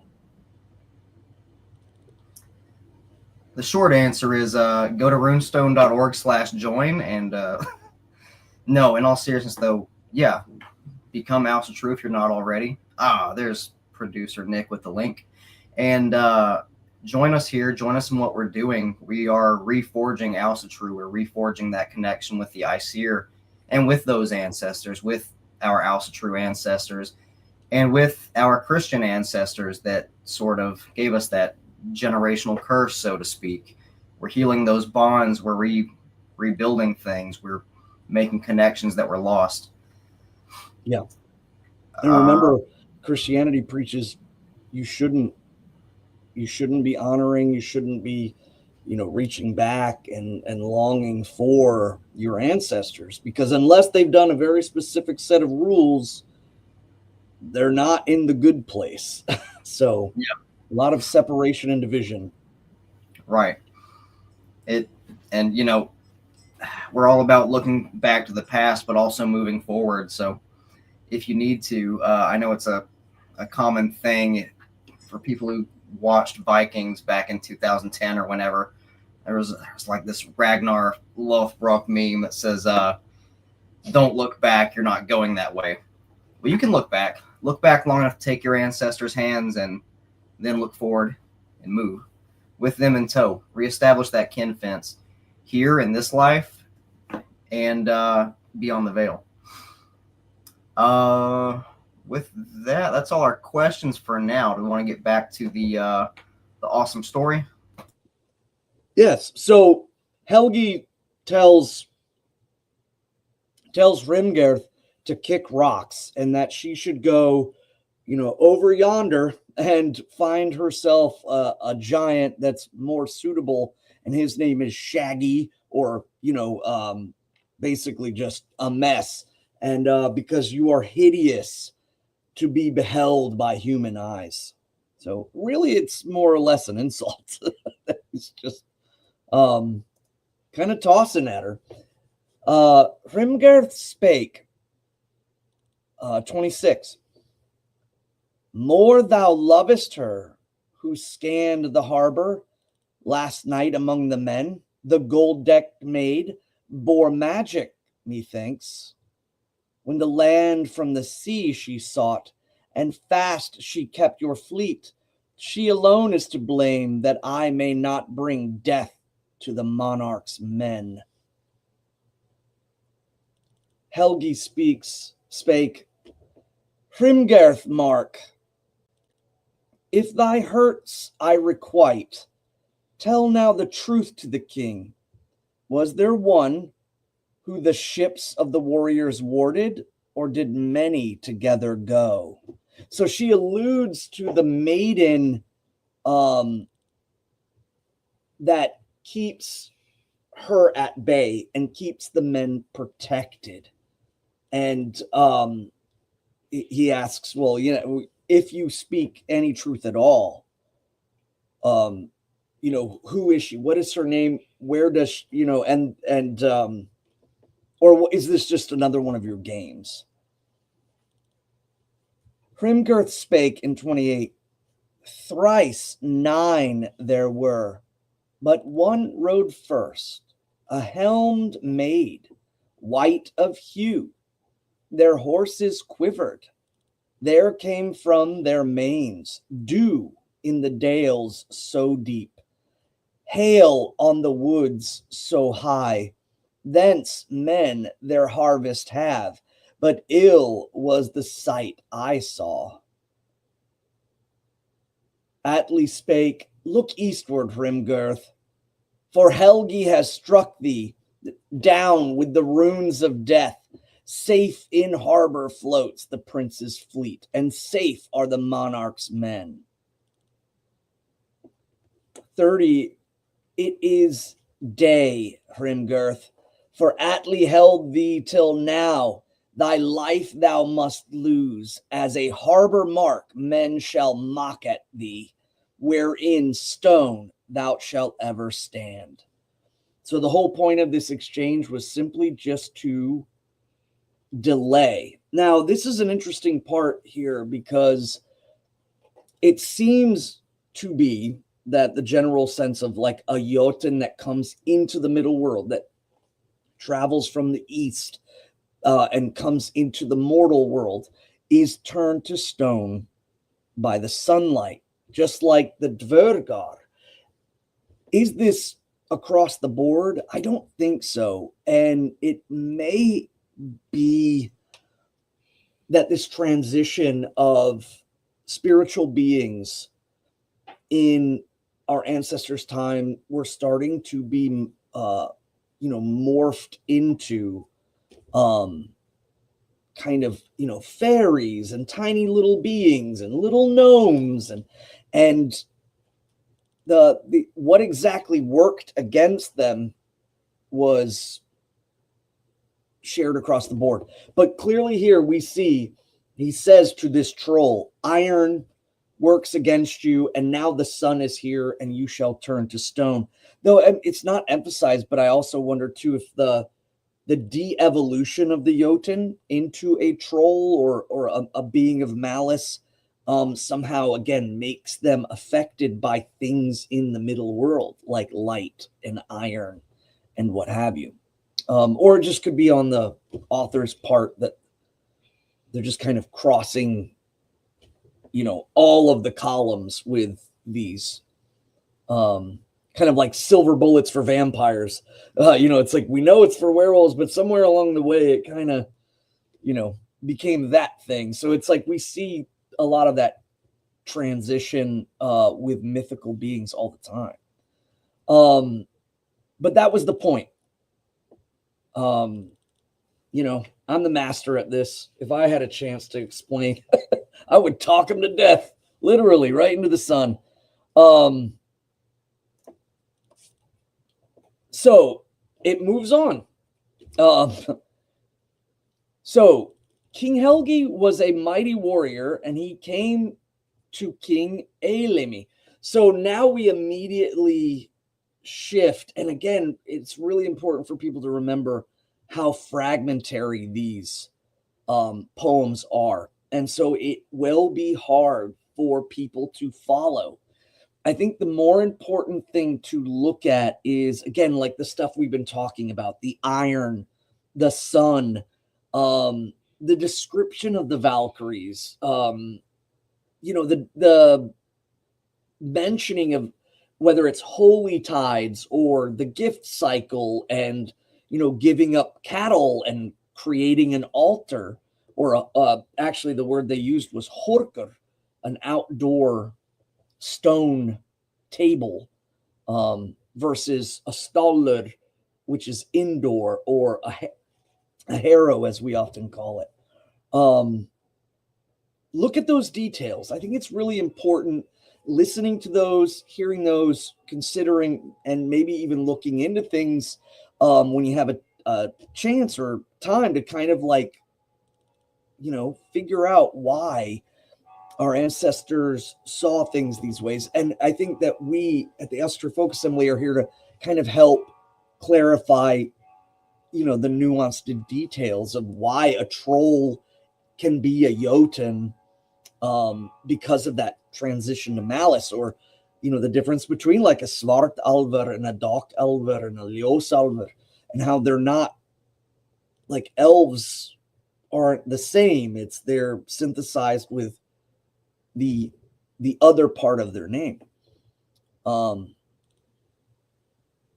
So we have here the transition goes back over. Now Helgi is, a renowned king. Then Helgi and Svalva exchanged vows, showing marriage and the actual ceremonial exchanging of oaths, predating Christianity. So, and they greatly loved each other. Svalva was at home with her father while Helgi was in the field. Svalva was still a Valkyrie as before. So a lot of theories have come about in these discussions as to, was she a Valkyrie who then is reborn as a woman? Or does she transfigure herself from a spiritual being into a mortal being? Again, it's up to debate for a good reason. It's worth, looking into.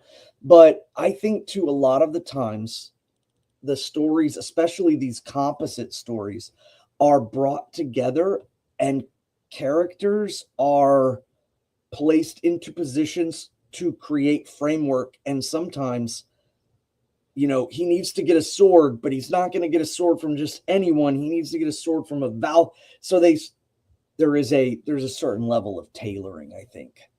And is that blasphemous? If I'm proven wrong, then I will absolutely see the error of my ways, but I'm just giving the possibility that storytelling and poetry we shouldn't view it as again, like the way that religions that are built around mortal men take the written word of these mortal men as as if it was descended from their god.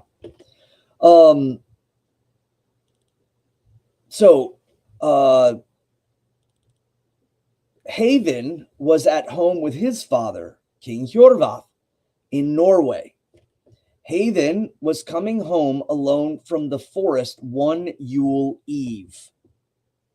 And that there is an interesting point. One, the multitude of days for Yule, but it could also, again, be referring to the Yule month in and of itself. So it just could mean winter tiding, or it could be specifically during Yule. And he found a troll woman. She rode on a wolf. This is a trope. This is a common story point that trolls and wolves are deeply connected. And again, to an agrarian culture that relies heavily on animal husbandry, the wolf is that kind of constant symbol of the outside chaos trying to get in. And it could be the fox or the coyote. It's just that uniquely here. So that's kind of done on purpose. We see that in Hjorvarth when he speaks to Lord Thor and says, that the wolf riding troll witches. It's just a commonality, a title and a placement because of that consideration that they're not mastering the bestial. They are synthesizing with it. They are becoming and utilizing the animalistic and the chaos and what that chaos represents to society, and they have embraced it. And she had snakes in place of a bridle. This is another thing that's used in Baldur's drama during his funeral. The Jotun Haurakin comes to the funeral riding a wolf with snakes as a bridle. And I think this was just, again, a very cool and popular way during the time to denote this. I think also, too, it's worth noting that her presence at the funeral is kind of showing that even the most dastardly and oftentimes malicious beings, some of them were not so far as they would to hate Lord Balder. And that's why she came to the funeral. She asks Haven for his company. Nay, said he. She said, thou shalt pay for this at the king's toast. So at Sumbul, you shall pay for this. And that evening, the great vows were taken. The sacred boar was brought in. Now, that's another reason why I believe this is specifically during Yule and not during Yule month, is because the sacred boar and the eating of the boar's head, I think, was not just something in England, but all throughout. So they're holding Sumbul and they're eating the boar's head at this time. That's, pretty good evidence that this is going on during Yule. And for us, this would be 12th night of the eating of the boar's head, or eating of the sacred boar or pig, and holding Sumbul for the new year. So she says, you shall pay for this. And that evening, the great vows were taken. Sacred boar was brought in. The men laid their hands thereon and took their vows at the king's toast. For anybody who, follows like perhaps our social media or what have you, eating the pig's head and cooking a pig's head on 12th night and placing your finger upon its forehead and making like resolutions this is the source where it comes from. The sacred boar was brought in. The men laid their hands thereon and took vows at the king's toast or sumble. Heathen vowed he would have Svalva, Eilimi's daughter, the beloved of his brother Helgi. Then such great grief seized him that he went forth on wild paths southward over the land, found Helgi his brother, and Helgi said. So in this, this is, he takes this vow, and this troll witch says you will be doomed from this time. And so in essence, it's almost like he speaks his dark desire. He covets, his brother's wife, and he goes mad, and he immediately runs forth and goes down wild paths. So this is, the audience would be like, oh, like what? And he proceeds to rush forward in that inhuman way. And his brother greets him. 31. Welcome, Haven. What hast thou to tell of new tidings that from Norway come? Wherefore didst leave thy land, O prince, and fared alone to find us here? Haven spake, a deed more evil I have done than, brother mine, thou ever canst mend. For I have chosen the child of the king, thy bride, for mine at the monarch's sumble or toast. Helgi spake, grieve not, Haven, for true shall hold the words we both by the beer have sworn. To the isle a warrior wills that I go. There shall I come the third night hence, and doubtful must be my coming back. So may all be well, if fate so wills. So this, the dark desires he's speaking, and he releases this, I'm going to be with my brother's wife. And he immediately tears at himself and goes towards his brother. And then his brother says something more unexpected. He says, no, you might be the fitting suitor for my bride, because I have been willed to go to this island, and I'm probably not coming back. And so this kind of not diffuses the situation, but instantly turns it on its ear. And then Haven spoke in 34. Thou saidst once, Helgi, that Haven was a friend full good, and gifts did give him. More seemly it were thy sword to redden than friendship thus to thy foe to give. So, a couple of parts in there. You said to me that I was a good friend, and you gave me gifts, but it would be more honorable. Seemly is kind of in line with honor, and if someone's acting unseemly, they are acting unhonorably or inhonorably or dishonorably. It would seem more seemly that you would run me through with your sword than speak of, friendship and acting in this way. I'm a dastardly guy. I've just said in front of everyone this terrible stuff, and you're saying it might not be so bad because I'm gonna die. Helgi spoke thus because he foresaw his death. for his following spirits, the Fylkir, had met Haven when he saw the woman riding on the wolf. Now, that's a very interesting point there is, one, it wasn't always seen simply that there was a single Fylkir, but that there were multiple spirits that could also be connected to a person.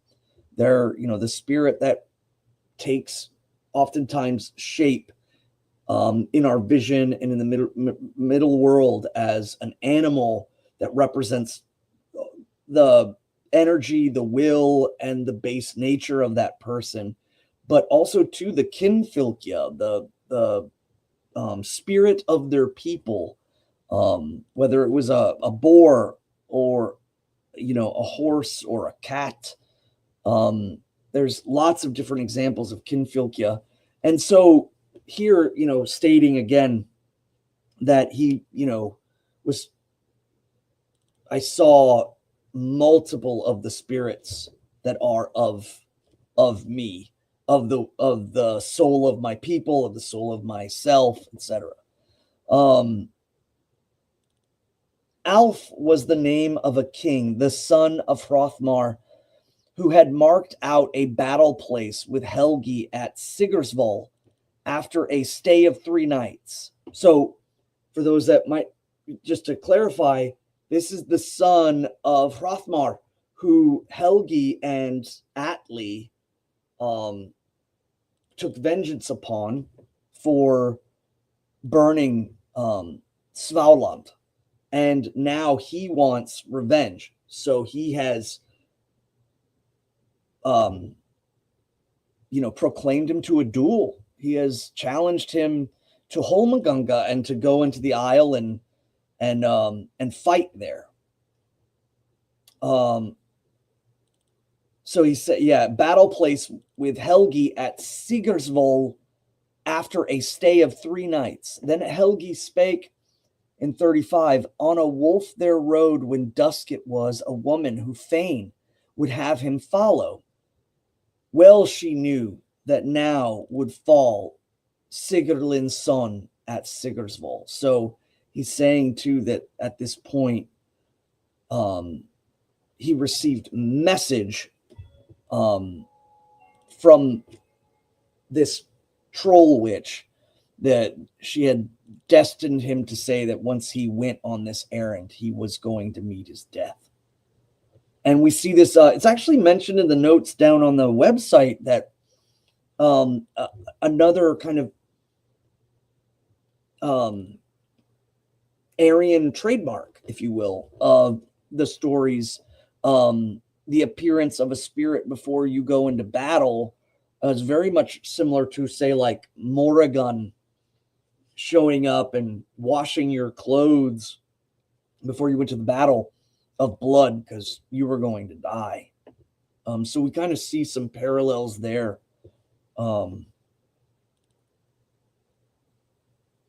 But then it jumps straight ahead into the situation. That's another thing worth noting, is that as people heard this, these context verses were meant not to show about chronological, sense, but to immediately spin up the audience into the next set of verses. And the verses and the way that they were put together was very important. So you needed these little bridges to get you to the next set of verses that you had memorized in order to tell this part of the story. So these might not have actually just been part of the original. They're just, giving you context and timing, but they're bridged and they're very, very fast. So there was a great battle, and there Helgi got a mortal wound. 36. Sigar riding did Helgi send to seek out Eilimi's only daughter, bid her swiftly ready to be, if her lover alive she would find. Hither now has Helgi sent me, with thee, Svalva, thyself to speak, The hero said he fain would see thee ere life the nobly born should leave. So in those two verses, Helgi sends out, and then he says the message to Svalva. So it's super fast. And I think it's just worth remembering that the people in the hall would be listening to the composing of the poems and the way that they were put together just as much as they're listening to the content of the story. So that's why we do find a lot of this being, very, very choppy. But he says, go get Svalva, because if she wants to see me before I, leave Midgard, she needs to get here now. And Svalva speaks. What chanced with Helgi, Hjorvarth's son? Hard to me is harm now come. If the sea smote him or sword bit him, I shall bring to all his foes. So she swears revenge against if what took him. And this could be read as, please don't tell me it's the ocean. Please don't tell me that it was something like that. Tell me if it was sword. If it was sword, then I can get revenge. And Sigar spake in 39. In the morn he fell at Frekastin, the king who was noblest beneath the sun. Alf has the joy of victory all, though need thereof is never his. So then Helgi spake. So in this sense, he says to her that he fell at this battle, and he is still so noble, so true, so forthright to reach out to her, that it doesn't matter now. It's more important that you come. And she does. And Helgi spake in 40, Hail to thee, Svalva, thy sorrow rule. Our meeting last in life this is. Hard the wounds of the hero bleed, and close to my heart the sword has come. So he immediately says to her, hello. And thy sorrow rule kind of is alluding to the fact that she's showing up and she is, completely cloaked in sorrow. And yet he is just saying, no, this is our last meeting. And, I've been struck in my heart, but I wanted to see you. Again, just like in the Havamal, it says that a prince should go forth even to his end with brightness, clarity, nobility, and laughter. And he says to her, Helgi spake in 41, I bid thee, Svalva, weep not, bride. If thou wilt hearken to these my words, the bed for Hethin hast thou ready, and yield thy love to the hero young. So he is saying, take Hethin to be your husband.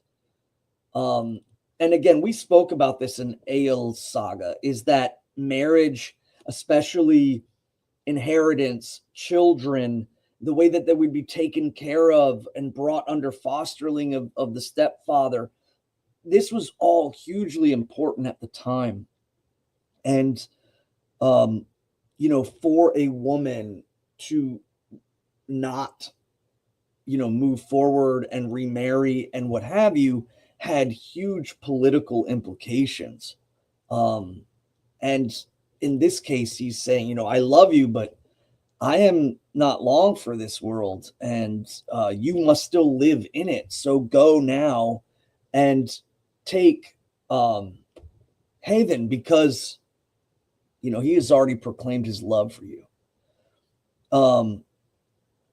Svalva spake in 42, a vow I had in my dear loved home, when Helgi sought with rings to have me, thy not of my will, if the warrior died, would I fold in my arms a man unfamed.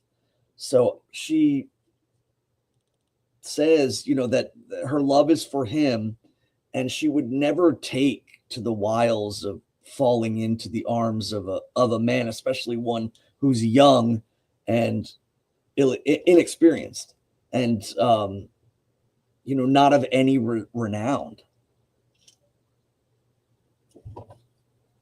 Hethin spake, kiss me, Svalva, I come not back Rogheim to see, or Rothosfjol, till vengeance I have for the son of Hjorvarth, the king who was noblest beneath the sun. So he swears now that he will gain revenge. That if she loves Helgi, then she will love him, and he will prove his worth. He will gain his fame by getting her revenge for the slaying of her husband. Of Helgi and Svalva, it is said that they were born again. And this is one of the parts that I was really wanting to get to. The saying that the two loves were born again in life. And that, again, that transference of the soul, in particular to their love for each other. We certainly don't believe in, that you die and you're immediately reincarnated or what have you. And we certainly don't mean that everything that you are in this life will transfer over. And that the dead are in surplus to the living. There are more ancestors than there are the living. So we see the ancestors as there, but there is, again, a great poetic point of that they are so in love that they could not live with each other in this life because of the way fate had turned. They will live with each other in another life. And, I've spoken about that the souls of men, and our ancestors who have an ability to affect the middle world, the one thing that's worth remembering is that in that lower place, in that place away, where time doesn't exist, where edges don't exist, in the darkness of Niflheim, in Helgard, and why the gods don't just go down there every day. I'm not saying that they can't, but by story, they don't. It's a great challenge. That therein lies a well, and that well has a root, and that root goes straight to heaven. And that is Vergelmer, and that root is being gnawed upon by Nidogr, because for the ability of the gods to pull up, to ascend the folk in death, empowers them. If they bring someone of great renown and fame and deed up into the realm of the gods, they are empowered against the Jotuns. And I think that this was intrinsic to the way our ancestors saw that cycling. They saw Yggdrasil as a pulling up. The root draws up from the realms that it is in, and the tree itself is in heaven. And Nidogr knows this and needs to break the mooring of that root to kill the taproot, the original root that the tree first grew from, and eventually grew up through all the levels up into the mountains of heaven. And so, our ancestors saw this connection, and having the ability to send up Haminya, to send up, exalted to the gods, or those nominated as Disir or Alvar, or Doc Alvar specifically, that they are drawn up by the root in the third realm and go back into the realm of heaven. And the dew that drips from that tree is, that culmination of drawing up. and it empowers the gods. And here, it's saying kind of more like poetically forlorning is that they couldn't love each other in this life, so they will love each other again in another life, as they will both be drawn up and placed into Orlog or into Weird in the well of earth, and the gods will deem that they will have another chance.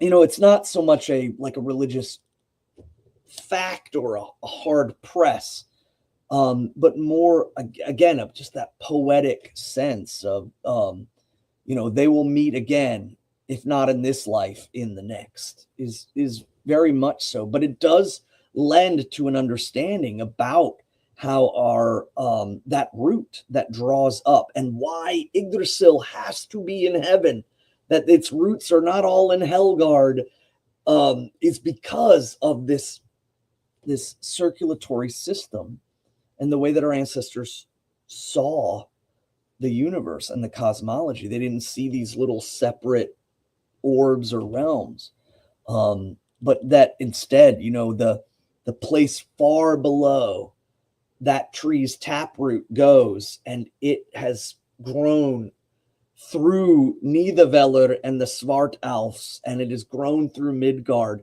and it goes up Himmelberger and up the heavenly mountains and resides amongst the gods in the heavenly realm. So now we move back to the battle. So it kind of jumps, back. There was a great battle, this battle that he fought at in the on the Isle, and there Helgi got a mortal wound. Sigar riding did Helgi send to seek out Eilimi's only daughter. Bid her swiftly and ready to be, if her lover alive she would find. Oh, did I go backwards? Yes, sir. You actually have finished. Oh, I did. I jumped backwards. You're done. Yeah. Sorry. Yeah, I knew this was the end, but I was like, is that an extension of, is there a next page? No, it jumped me right back to the where we had went. But this does bring up, just again, we've discussed this in another VNS about reincarnation in relation to the way that I think modern people view reincarnation, and the way that our lore clearly indicates different things, that it's not, again, one for one. It's not that you will end up in some other land and under some other people, but that it travels through the bloodline. And it's rare that the ancestors are built up. They are a host of beings that have their identity. But when they travel and pass things up, it's oftentimes in pieces, or it's the boon that, is decreed by the gods. And I think that it's not something that's just kind of, willy-nilly, if you will. And I, to my knowledge, I don't know if there are any other, again, this is not a broad spectrum of, but I don't hear a lot of folks speak about it in the religious context like the Asatru Folk Assembly does, at these processes of knowing that our ancestors are together, but that there is these boons passed on, and the story cycle that we speak of the root and of the tree in heaven and the disbursement of the dew. These are all mythological mechanisms speaking about, this process. And that's it. All right. Thank you for that. As always, Witan Svan, your reading skills and insight are always appreciated. So we got 3 coffees. That's $15 from California folk builder Sierra Chapman. Let's see. She left 2 comments, so I'll just read them both. One was special shout out to Njordshof District. Hail to Goði Mayo, Goði East, Alexander, and the McCloskeys for all the hard work they've been putting in for Charming the Plow. Thank you. When you get there in a couple weeks, we're going to put you to work too. So, the other one is thank you, Witan Svan, for your seemingly never-ending fountain of knowledge that makes these streams so informative. Yeah. So in the tale of Utgard Loki, when Asatru is drinking from the horn and he can't finish it because he finds that the other end is tied to the seas, that amount that he could not drink is roughly equivalent to a third of Witan Svan's vast knowledge. For reference. I was like, I was waiting to see where that went, and I didn't expect it. We have a few questions, all from Sierra, almost as if somebody prompted it in a Folk Builder chat. The first is side-eyeing that one. What inspired y'all to become Gothar? Go ahead, Witan Svan.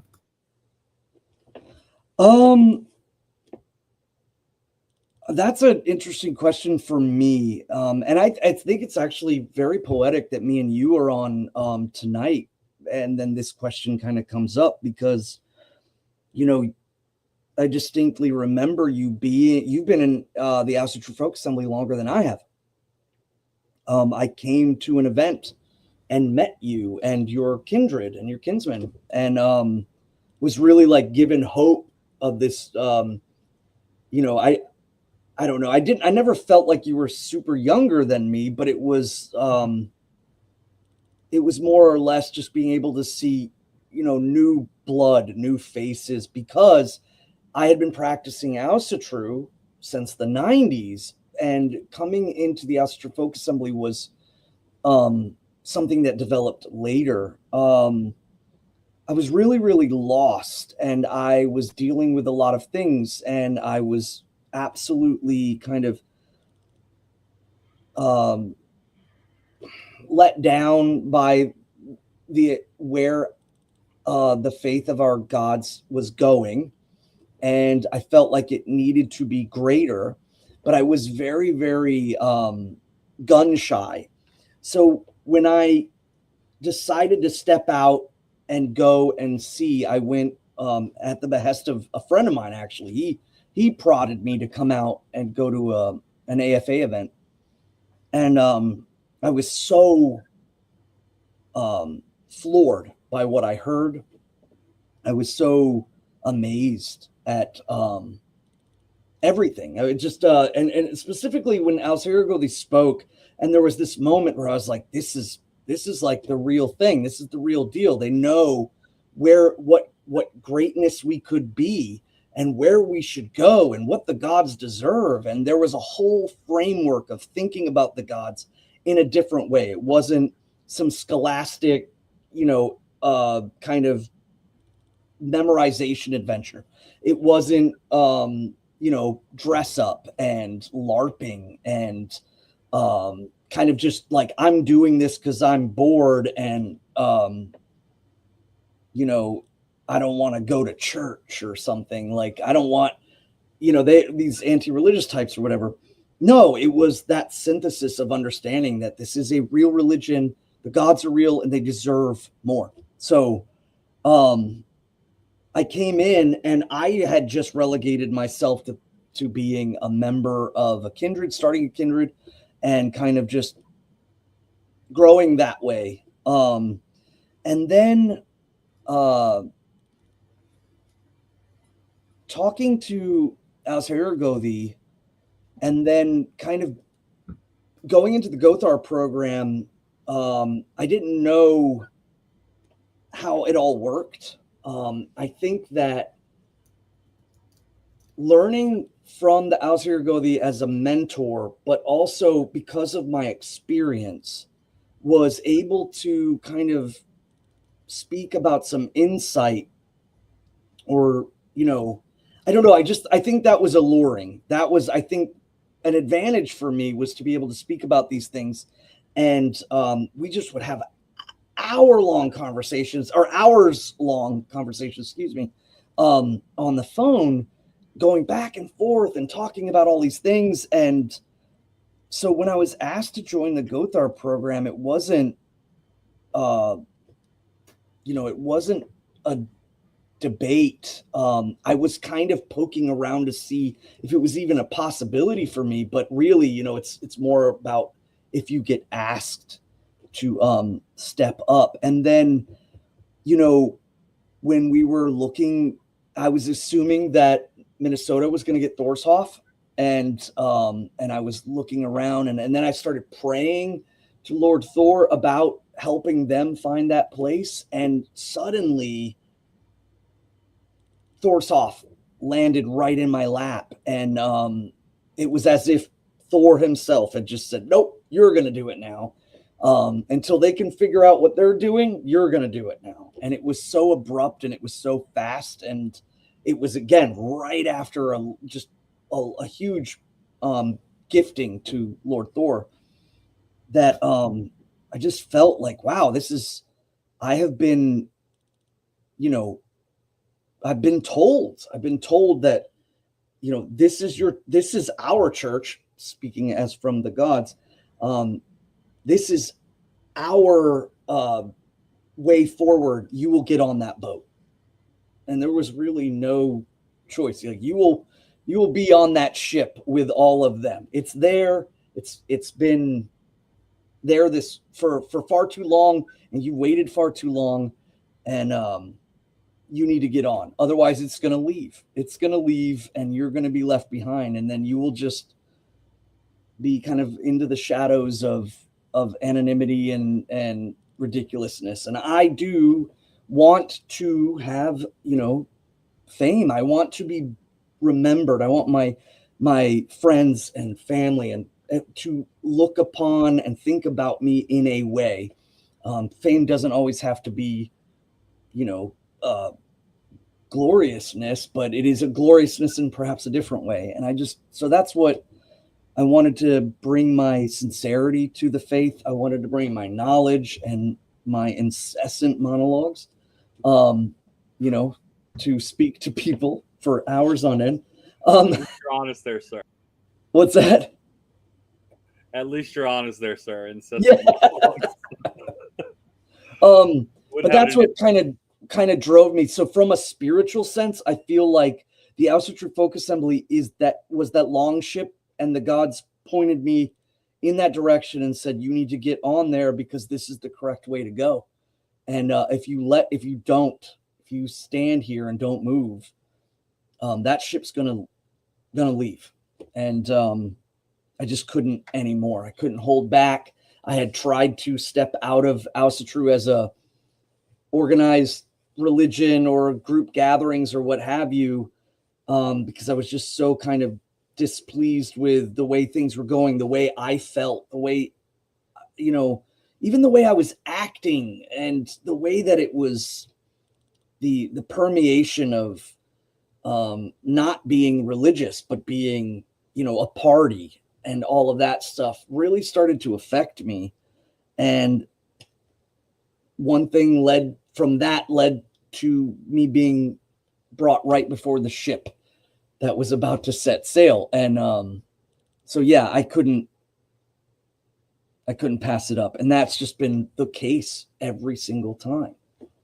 And then, being brought into the Witan was by surprise, though. Like, that was a total, I think Alcirgo loves to catch people when they're off, but he felt that he had a value in my counsel and from my experience.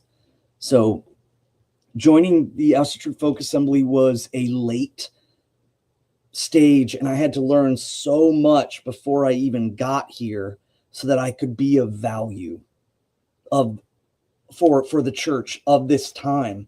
And I regret not being in sooner, but it happened exactly as the gods deemed it in the well. So that's what kind of drove me. Yeah. Weird goes ever as she shall, right? Yes. I was very blessed to get here early. I've spent my whole adult life here, and it's been just the biggest blessing. What motivated me to become a Gothi was in 2019, I went through some Antifa drama, I guess, and I guess they hoped it would make me apologize or something. I don't know, but it just made me commit to this more, because I thought, wow, these are some pretty hilarious people that hate me. I must be on the right team. And just, the outpouring of support I got from, everybody, including Witan Svan and the Helgakviða and everybody, just really showed me, yeah, I'm in the right place. And that's only been proven, 1,000-fold since then. And I specifically after that same year, I took my folk builder oath at Winter Nights 2019. And right after that, Githya Katie Erickson was ordained. And the Helgakviða was explaining the position of Gothi or Githya and its importance. And for whatever reason, I can't recall the words he used, but just something about that moment was it. Much like when I heard about Asatru for the first time, I always describe it being like the flip of a switch, kind of. And I just knew I had my mind on it and I was going to make it happen. I was going to join the AFA, etc. With this, it was like that same switch was flipped again, but rather than from up to down or something, up another notch. And I was like, okay, I have to be a Gothi. And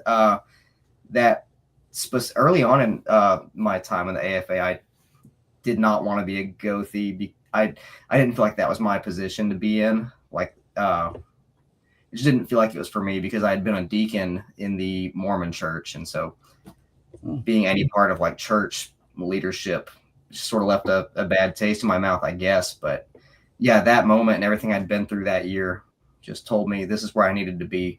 And again, everything that's happened since then has just proven it to be true. Like with Witan Svan, the Nornir wove it this way, and yeah, everything just weird went ever as it should, right? Next question. I'm gonna answer this one, even though the guy was clearly trying to stir some stuff up. Albert Goldberg, he said, what are your thoughts on the kindreds that have left the AFA and joined the RFU? That's a great question. And I'm going to answer it pretty honestly, but as professionally as I can, of course. My thoughts are that I'm disappointed. I'm very disappointed and a little bit sickened. It really speaks to the soul sickness that our folk have nowadays, that some of these people took oaths with the Asatru Folk Assembly, and they tied their loyalty in, to us, to our Helgakviða, the Witan, and the Gothar, etc., and the rest of the folk here. And they heard lies, easily misproven lies at that. And many of them knew they were lies, but they have such a soul sickness in them that they chose to be weak of body, mind, and spirit, and they forsook their troth with the Aesir. And I know, RFU claims to be dedicated to the Aesir, and I'm sure many of their members are in a way, but there's this idea in the modern age, and I think you'll all agree, even the guy that asked the question and likely hates me, there's this trend of, we always need the next new thing. We got to move to the next thing, the next big thing. What's new? When can I start over? Let me start something new. And it's just throwing out the baby with the bathwater and starting something new. So you can be the king of the castle. You can be the big guy in the backyard. Get the big piece of chicken at the barbecue, as the Helgakviða says. That's silly. And I'll say this. If you broke an oath to the Aesir just so you could start your own thing and have give yourself a cool fancy title, you're not Asatru. You're not. You're something else. And I don't know what it is. That's for you to find out and decide for yourself. But you're not Asatru. That said, there are plenty of people who likely joined that group because they genuinely thought it was the right thing and they believed the lies that were told to them, and that's not necessarily their fault. I wish that those people would have asked us, the people that they had considered family just before that, what the truth of the matter was. And for those people, there's still certainly a road back. Like I said, part of that soul sickness, there's lies and mistruths and misinformation all over the place. And we have the unfortunate task of having to wade through it, as it were, and find that true north. Witan Svan, do you have thoughts on that? Yeah, we have people come in, and I don't think that people realize that we have people come in. We have processes that we try to make the best and refine the best way in order to kind of do these things. And then after they come in, we have to deal with them, and not deal with them, but try to help them figure out these problems that they have. Or, everyone's at least coming generally in a deficit, that soul sickness. But that soul sickness a lot of folks will hide it. I'm the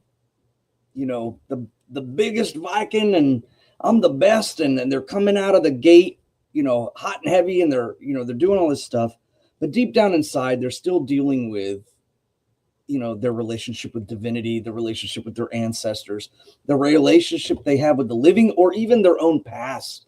And they carry that with them. And then oftentimes it crops up again. It shows up after they've taken oaths. And, the front facing part is, oh yeah, oaths mean the most. And I'm the most oathenest Viking you could ever meet. And, I'll fight a dragon.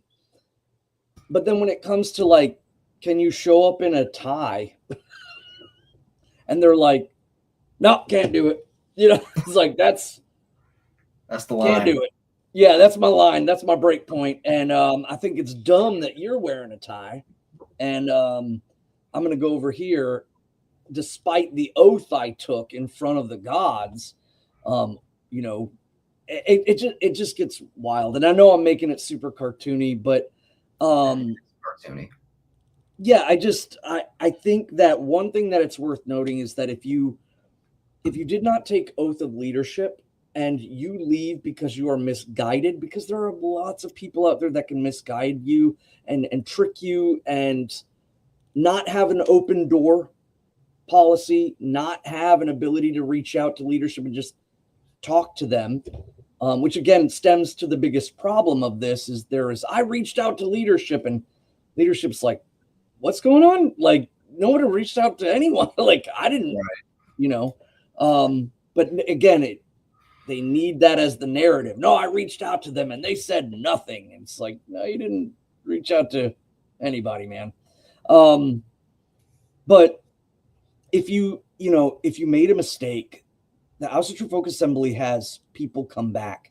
We've had people come back multiple times with an understanding that they just admit that I was misplaced. I was misguided. I was in the wrong frame of mind. I was, a lot of times it's just about owning up to the fact that, hey, you made the folly. And if you acknowledge it, then you won't make it again. And you really see it when it goes into the oath leadership and you have somebody who was used to the way it was before. California was it. There were no other Hoffs sharing the limelight. And it was the coolest hangout spot for my specific friends. And now they're talking about all these people elsewhere. And so, they fracture off, they leave, they lose their enthusiasm because they don't see our faith as something bigger. It's just their little hangout. And, then they come back saying, I messed up. And then their friends make a group and they like run to join it. Because the folly didn't matter to them. And again, their mindset is not really taking this seriously. And that's really, really sad. That one affected me specifically with a Goði in California, who was once a Marine. And, to me, making an oath and placing your honor on the table, especially to be a Goðar and to lead your folk, and then for you to just switch, nilly-willy, to not be involved with the rest of the Gothar and asking questions about what's going on. No, it was just easier to kind of go there and join the Island of the Misfits and, the Twisted Spines and angry and shake your spear at Leonidas for not letting you in, when in reality you kind of did it to yourself. So I mean, it's really sad, and I've seen it happen. When I joined the Asatru Focus Assembly, I was like, man, it's just going to be us against all that stuff out there, the chaos versus the order. No, a lot of times it's more or less the folly and the soul sickness of our people within. So I beckon for people out there who are members or are thinking about members, or even people who aren't even listening now, but perhaps many, many days from now. If you come into this faith, you must grow and you must learn. And that is not an easy thing to do. And you're going to have ups and you're going to have downs. You're also going to get confused, or you might get opinionated about certain things. You might not agree with certain things. I know certainly I didn't agree with everything going on around me. I had to learn. I had to grow. When we started adopting like the 12 holy tides, if I had said, no, in my Asatru, we did 8, that would be ridiculous. But instead, now we're worshiping the gods more. That's good. People get so entrenched in their ignorance. It's ridiculous. Or you guys don't follow this specific lunar calendar from the Anglo-Saxons, and this year, you guys are just, you're doing it wrong. No, that's not the point of faith and troth to the gods. The faith and troth is one, to heal your soul sickness, bring you up to the level of nobility you deserve to be, and then you extend beyond. And you have the vehicle, the ship I was talking about for myself, the vehicle for your ability to make your life better, try to, gain success, gain stability, and then move forward with your church into the future, into the unknown, talking to other people, marrying and having children and raising them to be Asatru. That's real faith. That's the real construct of a religion that will survive generations. And people don't want us to do that. There's a lot of people who do not want us to do that. And unfortunately, a lot of those people are us because they just can't get over that. It would require too much of them, or it just offends their ego or something of that nature. So, you're going to come into the faith, you're going to learn, you're going to have rough spots. But the key point is, if you face calamity in your life, you don't run away from your faith. You don't run away from your church. You go in, because those people want to help you. If you have a problem within the church, you have all the access and avenues to reach up into the upper levels and talk to them. It could be here. It could be, again, just a phone call, or even a meet at an event. And you sit there face to face and look at this person. And if you have a true grievance, air it out. Say it. I think so many people are so afraid of airing out these grievances. And also the other part is, the Gothar are not, we don't claim to be. I hear so much about, like, in Christian, people that come from the Christian church is like, oh, these holier than thou Bible thumpers. No, we're not holier than thou. We are taking up the responsibility. We have jobs, we have families, we have kids. We are regular people. We're trying to figure it out too. And we're utilizing our faith to help guide us. And we want to show you how you can do the same. So, if you have a problem with clergy and you don't air it, you don't speak of it, and you just let it fester, you're just going to end up like, again, that's part of that soul sickness. They can't get it out. They have to keep it in, and then they have to fester and start rumors and very just, conniving, non-heroic, non-glorious behavior. And how can you sit there and say you're willing to fight a dragon if you're not willing to, speak up and air your grievances to people that are wanting to help and have volunteered to push all of this forward?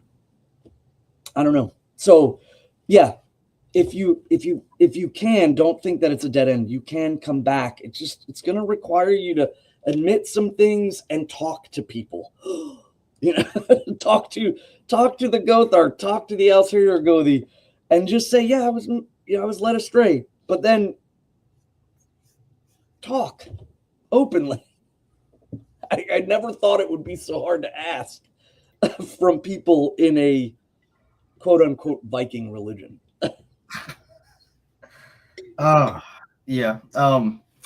So while we're kind of on that, and then we'll move on to more positive questions, let me make something abundantly clear. The Asatru Folk Assembly is the church of the Aesir. And take it from me, I am a skeptic. I am an absolute, pardon my language, asshole of a skeptic in everything but my faith. Literally everything. I will argue with you about anything. Y'all all have my email. Give me an opinion. I'll argue with you on it, right? But the AFA, the Asatru Folk Assembly, we're the only ones doing this right. And I don't say that to put down anybody else. I guess it's a bit of a boast about how we've been blessed by the Aesir. All Father Odin, he called to our founder, Stephen McNallen, back in 68? 68-ish. If I got that wrong, I apologize. Thereabouts. And from there, fast forward to today, we have 4 Hoffs. We have Sigrheim. We are very well on our way to having a 5th Hoff. When is the last time that this has happened? Over 1,000 years ago? Surely hasn't happened since. It's not happening since. We're the only ones. Our folk need heroes, and there's no one else but us, really, at the end of the day. And when I first got into the AFA, I did the the nice guy, let's all be friends thing. And at first I was very much of the opinion that, the Asatru Folk Assembly and the Odinic Rite and the Asatru Alliance and the Troth and all this should cooperate and come together under one big tent and just make it work. And nothing against those groups except the gay ones. But the AFA, we're the tent. It's us. Full stop.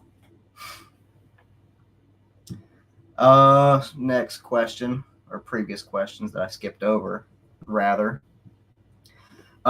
Sierra asks, when was your aha moment that the gods were real? I'll tell mine first. I'm sure Swan's is like way cooler. So save the more articulate for last, at least. Mine was Ostara 2016. So Ostara in the south, we had 1 Hoff at that time, and Ostara always took place in my home state of Georgia, maybe an hour and a half from where I live now. It was in a little 4-H camp in Hampton, Georgia. I was exactly 1 month from shipping off to Fort Benning for 1 station unit training in, boot camp and then infantry school. And so it was a combination of two rituals. The first was Friday night. At the time, Helgakviða McNallen did his Wotan bloat to Odin, and I absolutely felt something then. But I had, as I mentioned, I'm a skeptic and everything else. I had managed to convince myself that it was just that frenzy of all of us yelling Wotan mit uns, Germanen, all of that made me feel that something was there, right? I know now that's not the case, of course. It certainly does add a really neat layer to it, but that wasn't the truth of it. And then the next day of the event, Saturday, Gothi at the time, Flavel, did his Ostara bloat, and I felt a very similar, I guess is the best word, a very similar feeling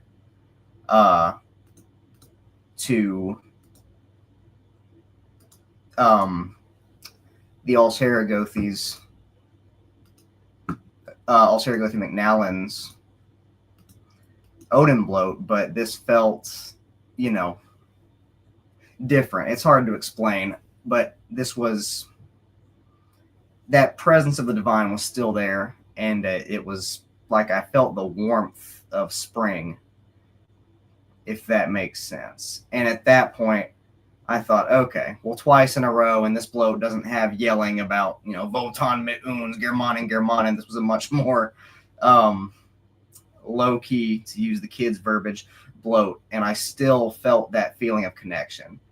And so at that point, I was like, okay, well, I'm fully sold. How do I make my entire life about this right now? So that was my moment. What about you, Witan Svan?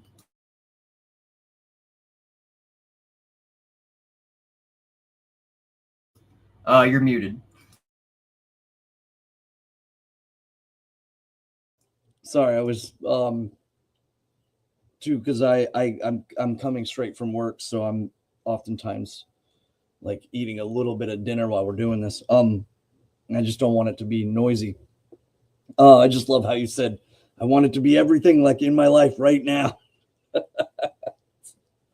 I already spoke about like how I was led in these directions, praying to Thor and then Thorshoff showing up, or going to the Asatru folk assembly after a long hiatus of being involved in any sort of religious things outside of myself, and instantly getting that feeling that everything was changing.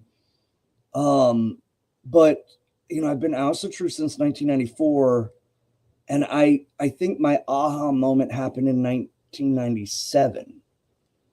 And it was, so this isn't like an instantaneous thing. It was over time, but I was young and I was camping out in a copse of like a large copse of woods, actually. I had found a tree along this horse trail that was covered in, the knots on the tree looked like eyes. So I called it like the Tree of Eyes. And I made a campsite out there, and I stayed out there for 2.5 days. And with like very little food, just some water. And I stayed out there, and I made it this conviction that I was gonna, I don't know. I actually don't even know what I was thinking. Like that I was going to go out there and I was going to come back with something. And I was just so damn driven to do it that I went out there and did it, even though I was under 18. I was in high school, and I just kind of disappeared. I remember kind of figuring out how to cover it with my mother so that she wouldn't suspect. But I wasn't like sneaking out to a party or hanging out with friends over the weekend. I was going to like sit in the woods and, commune. And I had a very strange, weird moment. One that was almost audible, and the other that was very visual. The most almost audible was that during this kind of long praying, chanting by myself near the fire, near this Tree of Eyes, how I could be better devoted to Lord Odin. How could I gain access into Valhalla? How could I be glorious and, find my place in that heavenly realm with the other heroes? Not considering, a future of a life with a wife and kids or whatever. I was young, and I wanted, to be in glory. And I kept praying to Lord Odin, and all of a sudden I stopped, and it's like I could hear it, almost like you would hear the ringing in your ear, or a kind of swooshing of blood rushing from your heart into your head. No one else can hear it, but it's there and it's audible. And I hear, you cannot love a forest for one tree. And it struck me like a smack. Like it wasn't what I was expecting or what I wanted. Really, it wasn't what I wanted. And I didn't know what to do with that. What am I supposed to do with that? What does that mean? And so the rest of the time was in contemplation of this. And I suddenly realized that, I cannot have a relationship with the Aesir if I'm solely worshiping Lord Odin, and I'm so focused and concerned on the mechanisms of becoming the Einherjar, and just in my mind comedically I think of some sort of like black metal, like I'm going to be in that. No, it suddenly hit me with reality, and the reality is that there's so much more to this than your tiny little keyhole focus is, and you need to stop. You need to stop, and you need to start going bigger. And that's when I understood. And the other thing was, the next night, nothing happened like audibly, but in the late night, and tiny little fire. And bear in mind, I'm near a horse trail. But somebody comes riding on a horse very slowly, like walking, not riding, but walking. And I could clearly tell with the backdrop of through the trees, there was a field. So, but it was probably 2 a.m. And there was a woman riding on the horse, and she stopped and she looked over at me, and I just stood there, and I didn't know if I was going to get into trouble. I didn't know if, or what have you, or if this was a property owner or anything. I didn't know what to make of this. And just as slowly as she turned towards me, she turned forward and then slowly walked the horse into the dark. And I just stood there in silence for about 30 minutes, not knowing if I should leave because this person's going to call the cops on me or what. But something deep down inside knew that wasn't like just a person. There was something truly there. And I realized that I had gone out. I had made these convictions. I was so determined. And that not only were the gods real, but that I was receiving information that was against my own kind of like ego and what I wanted. I was receiving kind of outside information saying, no, you're seeing this and you need to see this. And there's not only just one tree, but I am the deeds. My deeds are to save the whole, not just to save myself. My eye is given, my synthesization to Yggdrasil is not for me alone, but for my whole, which is the rest of the gods. It like gobsmacked me. And then the visage of the woman was, and I don't know what to make of that. And I will caveat that it was near a horse trail, but it was very late in the night, early morning. And I had been making some noise with drum and I had a fire going, but there was nobody nearby. That the house that owned these woods were easily 2 to 3 miles away. So that was my moment. My real, like, whoa, I'm now into something that is real. And then every time thereafter, I've been just the signs and painting the mural and, something clawing, or not clawing, but like whisking at the door and then going out and seeing the storm kind of flow in and go into the off. And it's just, there's so many little things that I could pick at, but that one was that's the one. That's the one. Next, Sierra asks, where do you envision the Asatru Folk Assembly in 10 years and 20 years? 10 more Hoffs and 20 more Hoffs. No, but more Hoffs and then twice as many more Hoffs, realistically. I think, with the way things are going, just in the socio-political climate we find ourselves in here in the West, more and more people are going to come home to Asatru and real folkish Asatru. When they find folkish Asatru, they're going to find the AFA, and they're going to find that all the stuff I said 5 minutes ago about, the AFA being the church of the Aesir, they're going to find that, and they're going to join us, and it's just growth from there. I think, certainly we will have released more documents like the Trulamau, more, we'll have our own written works published. The Asatru Academy will already be finished. I'm sure we'll keep tweaking it as the years go by just to keep up with, various things, but that'll be done realistically. That'll be done in a couple of years, but I can't really give a different answer for 10 and 20, so I'm just kind of throwing what I have at you. But Finwraith asked, just to add on to that, where do you see the AFA by the end of the century? So that kind of by the end of the century, I'd like to see Asatru monasteries, or we have. I always say I went through the Gothar program at Thorshoff. When I say that to people, I think it conjures up this idea of me getting the honor of just sitting in Thor's Bay speaking to him 24/7, and that would be awesome. But realistically, it was my wife and I driving 7 hours northeast once a month to go hang out with Svan and Daniel and everything.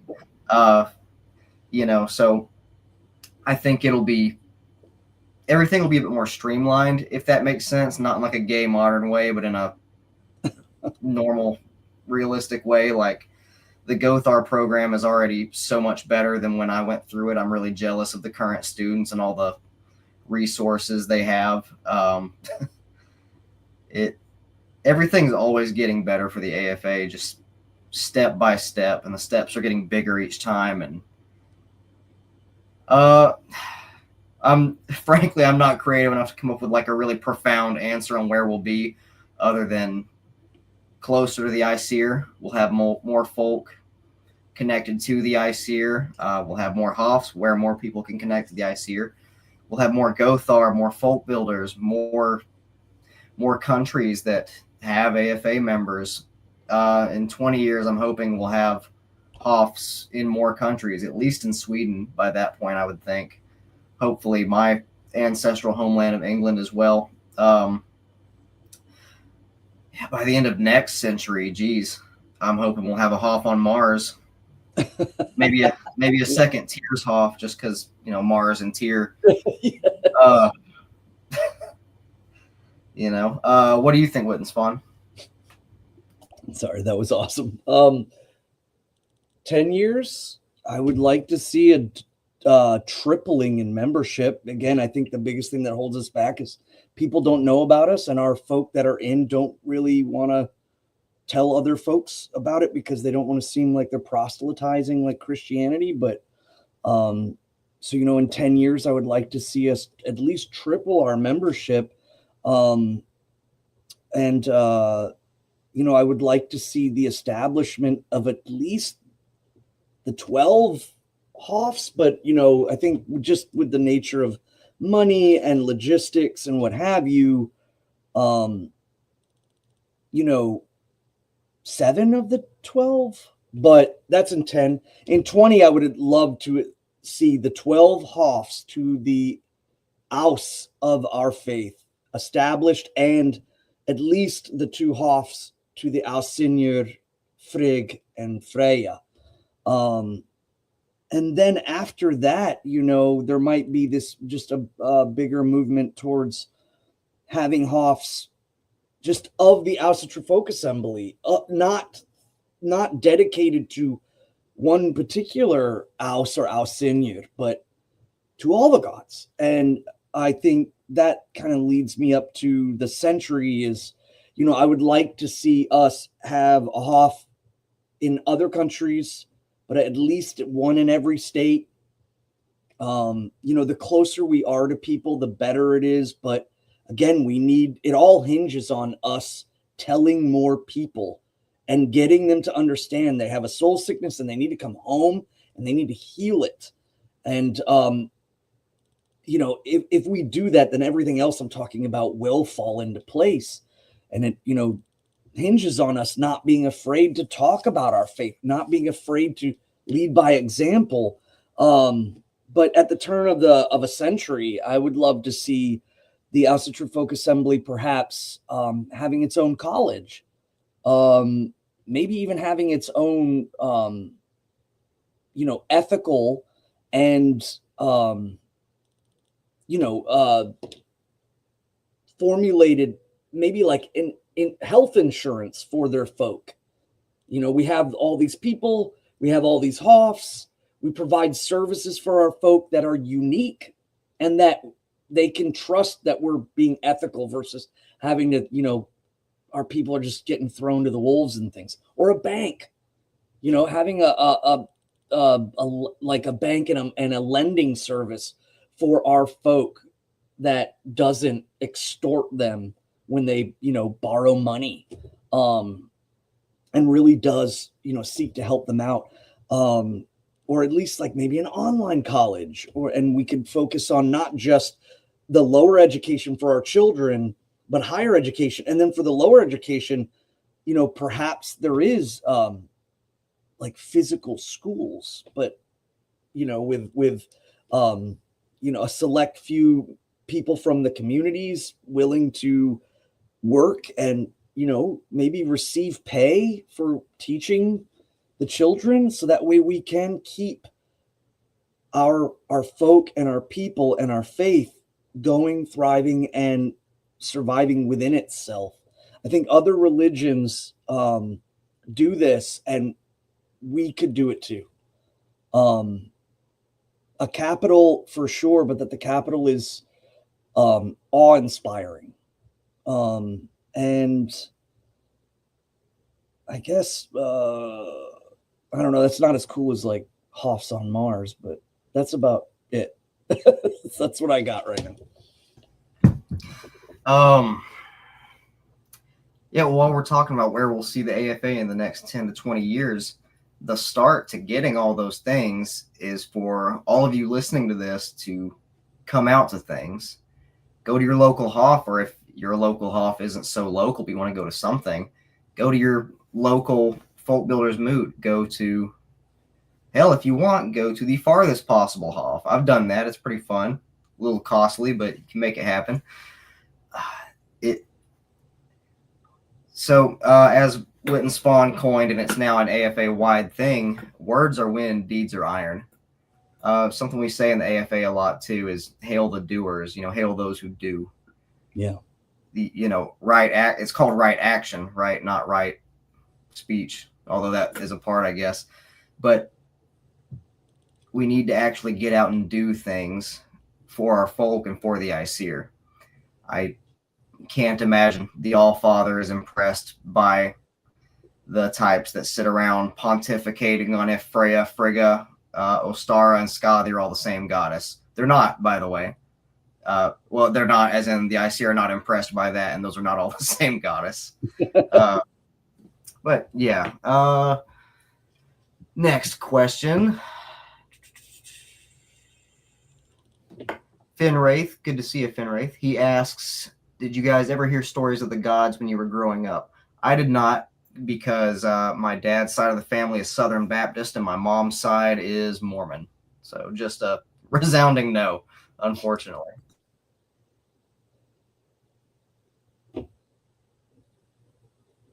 I definitely did. I remember distinctly that we had an illustrated Bible, and it was Old Testament, New Testament. And my mother saw the part, I think, where like some daughters were sleeping with their dad. And she was blown away that this was in like the kids' like, or I guess preteen book or whatever. But she was like, oh yeah, let's not. Yeah, we're not gonna. That was oddly emphasized. And then she, encouraged me to look into other stories of other people's, but she always gave to me books and spoke of and talked of the gods, because they do that still in Iceland today. That's part of like growing up in the school, system. And it's just around in the names of places. So, yeah, I definitely grew up with the stories kind of being told to me. And it was, again, I just considered them kind of whatever. It's lame. It's, it just is what it is. And then something happened right around 12, 13 with the runes. The runes were the thing that ignited it all, to make me realize, wow, this is like a whole religion, and this is like a whole complex system. And yeah, it's just that's what took it off. But yeah, Aesop's fables, the Greek stories, the Celtic stories, the Slavic stories, I heard them all and read a lot of them. And I think that's what really helps me now, finding those connection points. But the Eddas and the local stuff about like trolls, I should bring that book down. I have a book from Iceland about trolls like kidnapping people, and Grilla and the Yule lads and stuff. It was very much a part of my growing up. Yeah, I guess I didn't think of the Greek pantheon when speaking of the gods, but I guess if you count that, yes, I did hear about the Greek gods specifically a lot growing up. I was very close to becoming a Hellenist actually when I was 16 or so, and then I decided to stick with my cool guy edgy atheism instead. But I like we said, the Nornir wove it that way. I suppose I'm not Greek, I'm Germanic mostly, so that is what it is. Yeah, but being exposed to the Aryan gods that's, I think that counts. You found your home where your blood resides, but your exposure to them is, and heroism and the glory of them comes, and it just had a different feel than going to church and, eating the body and drinking the blood and all of that stuff. Yeah, right. Even like the video games I played growing up, like freaking Skyrim, the 9 divines in that are like clearly based on the Aesir to an extent. So even that, as a kid, I was like, man, that sure would be cooler than, stupid, lame Christianity. Pardon my language, but that's probably how I said it in my head at the age of 12 or whenever. And I don't think it should be confused that this is some sort of reenactment of the things that we think are cool. It's just that these things existed before Christianity, yes, and we felt a disconnect from it that was clear and tangible, and we could look around and see kind of the cut of the cloth of these people around us, and we didn't buy into the whole, I'm going to break your leg and give you a crutch to sell you out of damnation. And then when we found the tangible that was mimicked in the fantasy, we were like, holy crap, this is real. This is like a real thing. I agree with your sentiment. I think that when people do read, like, even stuff that's not historical, like Lord of the Rings, there's something deeply intrinsic in our blood that calls us to remember a time that these fantasies are replicating. They're replicating a feeling because it's in the author's blood. It's just in our people. And a lot, I've heard Christians say, oh, you're LARPing your religion from a video game or what have you. And it's like, no, that's not the case at all.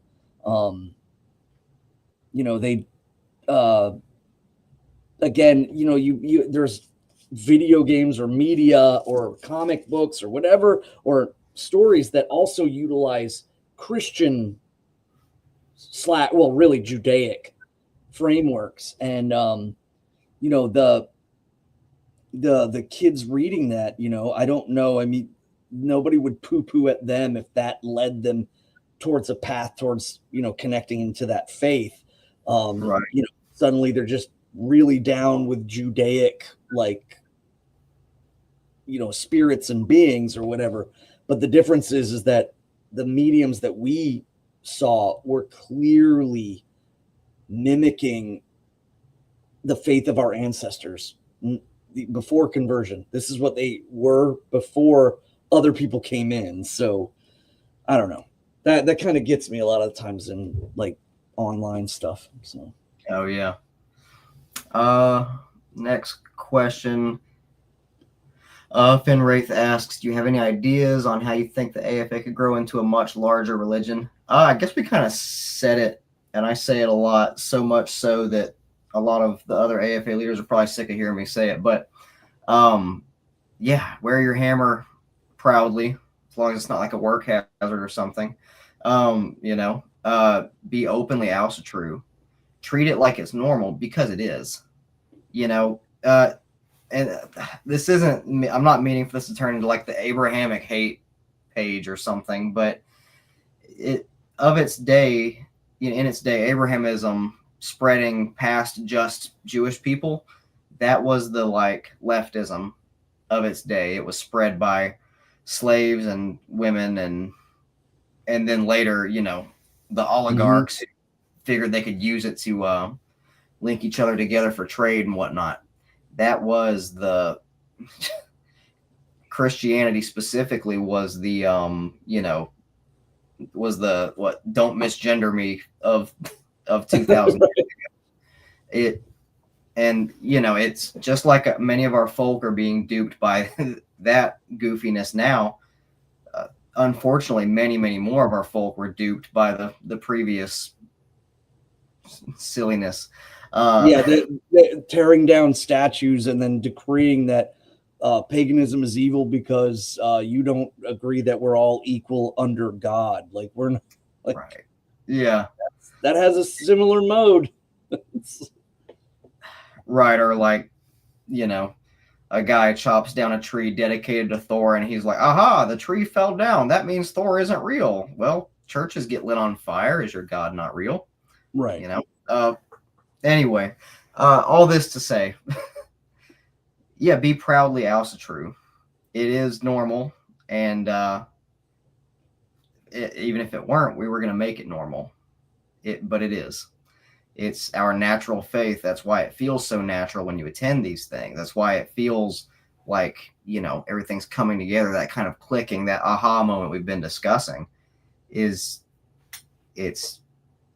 just real.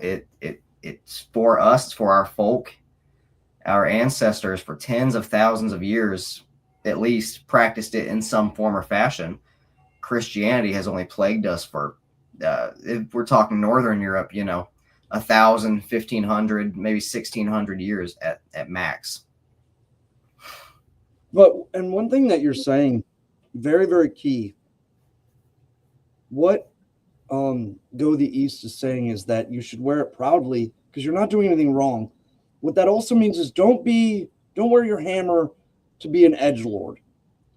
Don't wear your hammer to be outside of the norm. No, wear your hammer because you have the moral obligation to show people that, and the moral like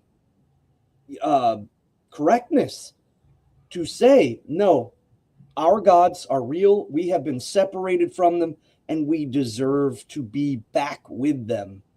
That's not edgelordiness. Like, you know, I'm doing this because it's cool. No, you have the moral right to say that this hammer is a symbol of our correction and our moving away from, you know, pseudo-Judaism. And, you know, it would be just as easily said if it was Islam. You know, in a lot of circles nowadays, that's easily understood by people, but they don't understand that Islam's just the new Middle Eastern invading religion in a lot of our countries. Christianity was the first. And so now it's our moral correctness to bring ourselves back. you're not only not doing anything wrong, you're doing right. You have the right to do that. And that doesn't make you an edgelord, that makes you a torchbearer. So, if they're doing this to be edgy and wear their black paint and shoulder pelts and have the mohawk ponytails, they might need to recalibrate where they're going with this. And I think a lot of those people do end up failing out and not pressing this forward. And the gods are watching us do this. Again, we have the obligation and the correctness to say we need to bring our people home. It's been long enough. Another question from Rune Arcadia. I believe this person was on the last episode I did as well. I'm glad they've returned. I joined recently. I heard about the AFA a while ago, and I've been watching VNS for a while. I took a break for a while because I had talked to some Swedish guy online who accused me of being an American culture vulture. I regret letting him influence my journey here. Do you guys come across many ICER gatekeepers? Yeah, that's a really good question. And there's a couple points to it. So this thing about white Americans are stealing Scandinavian Nordic culture. Well, white Americans are largely Anglo-Saxon, with some Viking admixture and some Celtic admixture, and then Celts and Anglo-Saxons aren't that different really at all. It's mainly linguistic stuff. The Anglo-Saxons, just for example, they're classified now as Southern Scandinavians because they are literally just Scandinavians that left Denmark and moved into Northern Germany instead.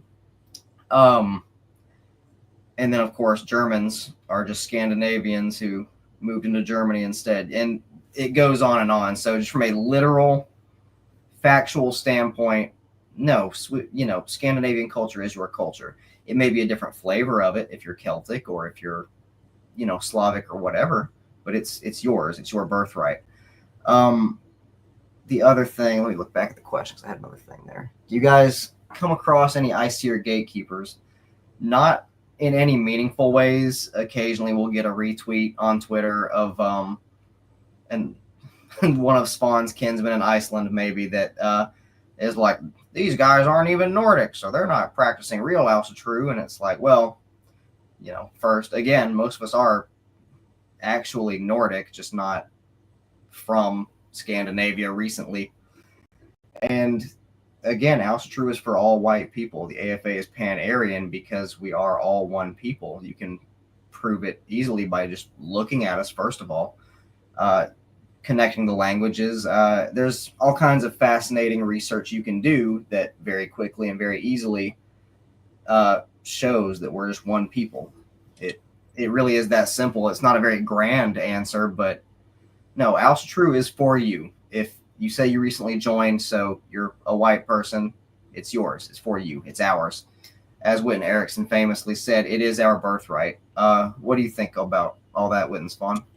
Well, and I grew up here in the States. I came here when I was 6, but I still have family in Scandinavia, in Iceland. And I do understand personally where this kind of mindset is coming from and what you're dealing with.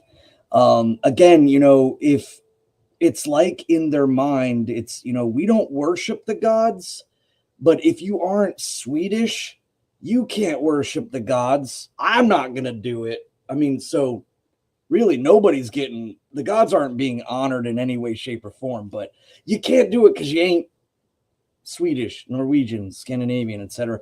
Whenever I see that online too, I always go, cool. Where do the days Tuesday, Wednesday, and Thursday come from? Because that immediately shows that, one, our faith was pan-European. It was all in the northern part. And then in the southern part, when we, migrated, conquered, fought, and et cetera. So they can't really say that, you have to be Scandinavian to be Asatru. That's ridiculous. And it shows from the runes to the names of the days to holy tides to specific places. in England, etc. And then once it crosses the ocean, oh man, Americans can't do any of that. And it's so strange to me because by their logic, anyone can move to their country and be that nationality because that's the only thing they have left. If you can't be descended by ethnicity or blood from a people, then what is the other thing? Is that you just have to be born there in order to be there? Somebody could come from anywhere else in the world and get born in Sweden and now they're Swedish. So, they don't, it really is just trying to stop or being corrosive against the growth of it. The other thing that's really strange is the idea that if Asatru is not uniquely Scandinavian, but that the Scandinavians were the last to practice it and it was across Europe, the idea of Americans who are of European descent honoring this faith, are they worried about the nomenclature? Is it the fact that we use the Icelandic or Old Norse language and not modern English or some hybrid or what have you? And the answer to that is that the differences are so minuscule between Odin and Woden that the call was to simply utilize the last literature written about the gods. We should use that and extend forward. So we're not vulturing, Old Norse or Nordic culture. And again, is it culture if they're not doing it? They're astoundingly not doing anything. And they're like, but you can't take the stuff I'm not doing. It's wild to me. Like, you can't do all this stuff because you're not me. Are you guys doing it? Well, no, because that's just silly.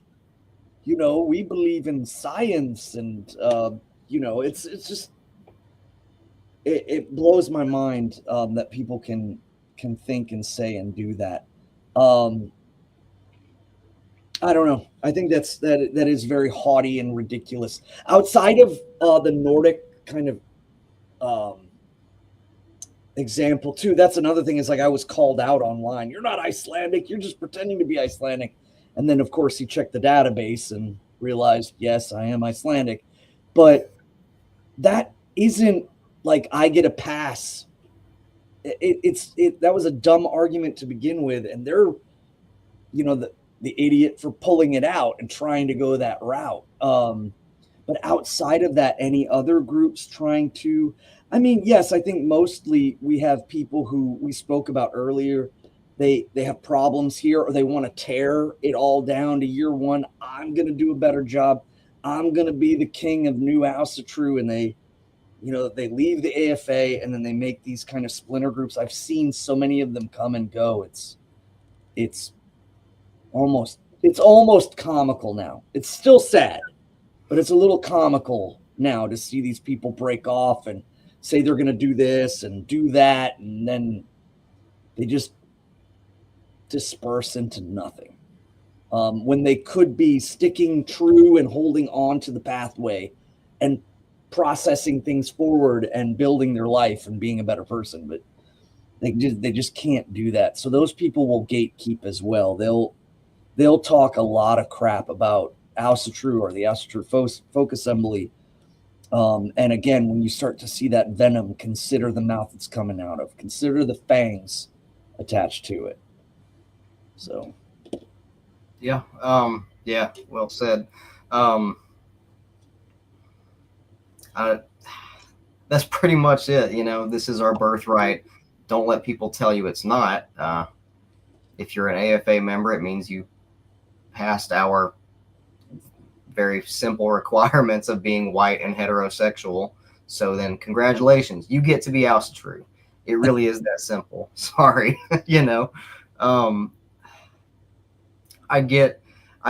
I do kind of understand in a way where Scandinavians are coming from. Like in Sweden, there's all these cool barrows where, these ancient warrior kings are buried. They have, well, what's left of Uppsala. It's very tempting to be in a land with all these things. And I think I'm just rehashing something the Alls Helgakviða said, but I'm going to keep talking anyway. It's real easy to be in that land of all these mystical things, all these fairly recent parts of our Asatru history specifically, and to feel, okay, I'm good. I don't need to build Hofs. I don't need to reforge my faith. It's all right here. It's in the land. I don't need to worry about it. Well, that's silly. The Aesir deserve better than that. Our folk deserve better than that. Your descendants deserve better than that. And your ancestors deserve to see you accomplish more than that. That's it for questions, it looks like. You have any kind of closing remarks, Witan Svan? Yeah, I think it's really important that we understand that the conditioning that we have received growing up from these stories or from media is that we see the gods as kind of perhaps cartoonish representations of a slice of a singular moment in Scandinavia during a very bombastic and maelstromed time of politics and war. But we have a tendency to forget that the gods have been with our people long before that. They have been with us since we have left the very shores that Heimdall came to us. These stories have been told amongst us from all the way back to Kvasir, who walked amongst us. This is bigger and, again, more gravity than I think a lot of people think. You're not LARPing. You're not an edgelord. You have the moral right and obligation to carry the hammer forward and to tell people that they need to come home. You're not doing it to be cool. You're doing it to heal these people and to make them come back and get the strength and the heroism that they deserve. It's been taken from them generation after generation after generation. Just like when I talked about like the Protestantism's, connection towards, dropping wealth and not having. There was so much of our life and our worldview that has inexorably changed, and it is our duty to tell people that it is okay to return home. That the Ponzi scheme has been sold to them, and now it's time to stop. And people laugh and say, you don't have, your gods are like written in Marvel, or they try to demean the gods, and don't let them. The gods are real. The gods are strong. The gods are far more powerful than the stories even that we're talking about on these shows, like hints to. They're gods, and they work. They move things in our path. They move things out of our path. They watch us through the well of Erd. This is something far greater than simply just running through those motions or pretending to be of something. And the moment you realize that all of the deceptive framework of pseudo reality that's been placed by these organizations that want these foreign alien thought pathways, once those are removed and you realize they don't have that power, that's when you can open up and realize the gods are intrinsic in our life. They have been for generations and generations. They didn't need us to proclaim from the mountaintops their names. They never left. But now I think it's incumbent upon us to start realizing that they deserve better. And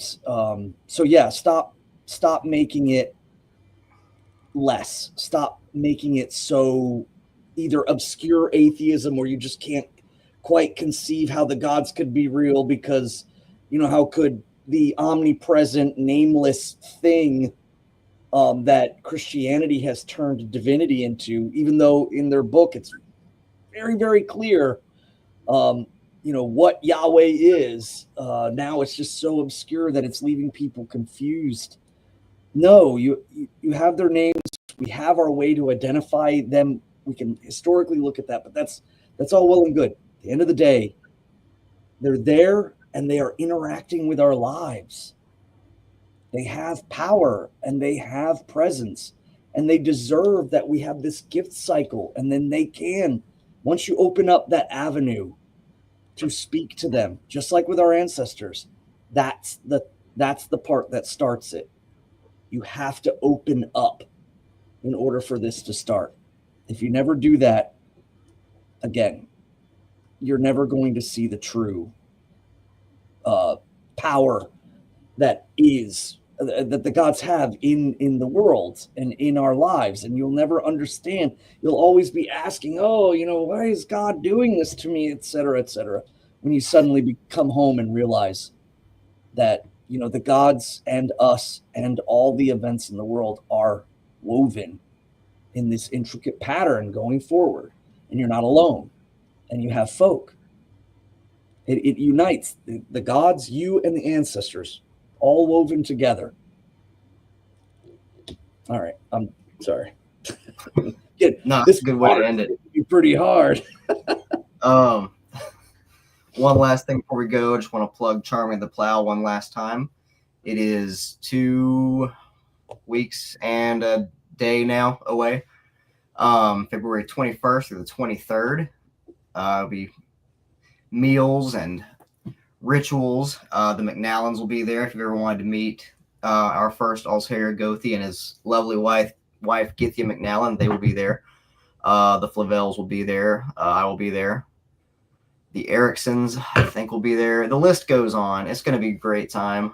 Please show up. You'll have an awesome time. It'll leave you feeling spiritually charged until Ostar, which is exactly a month later at Thoratov. So you can get those tickets at runestone.org/store. If you are on MeWe, the links are around. If you can't find them on MeWe, you can email any of us, find us wherever, and we'll get you the links.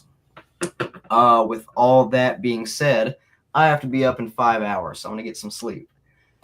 Hail the Aesir, hail the folk, hail the Asatru Folk Assembly, and never forget, victory never sleeps. Good.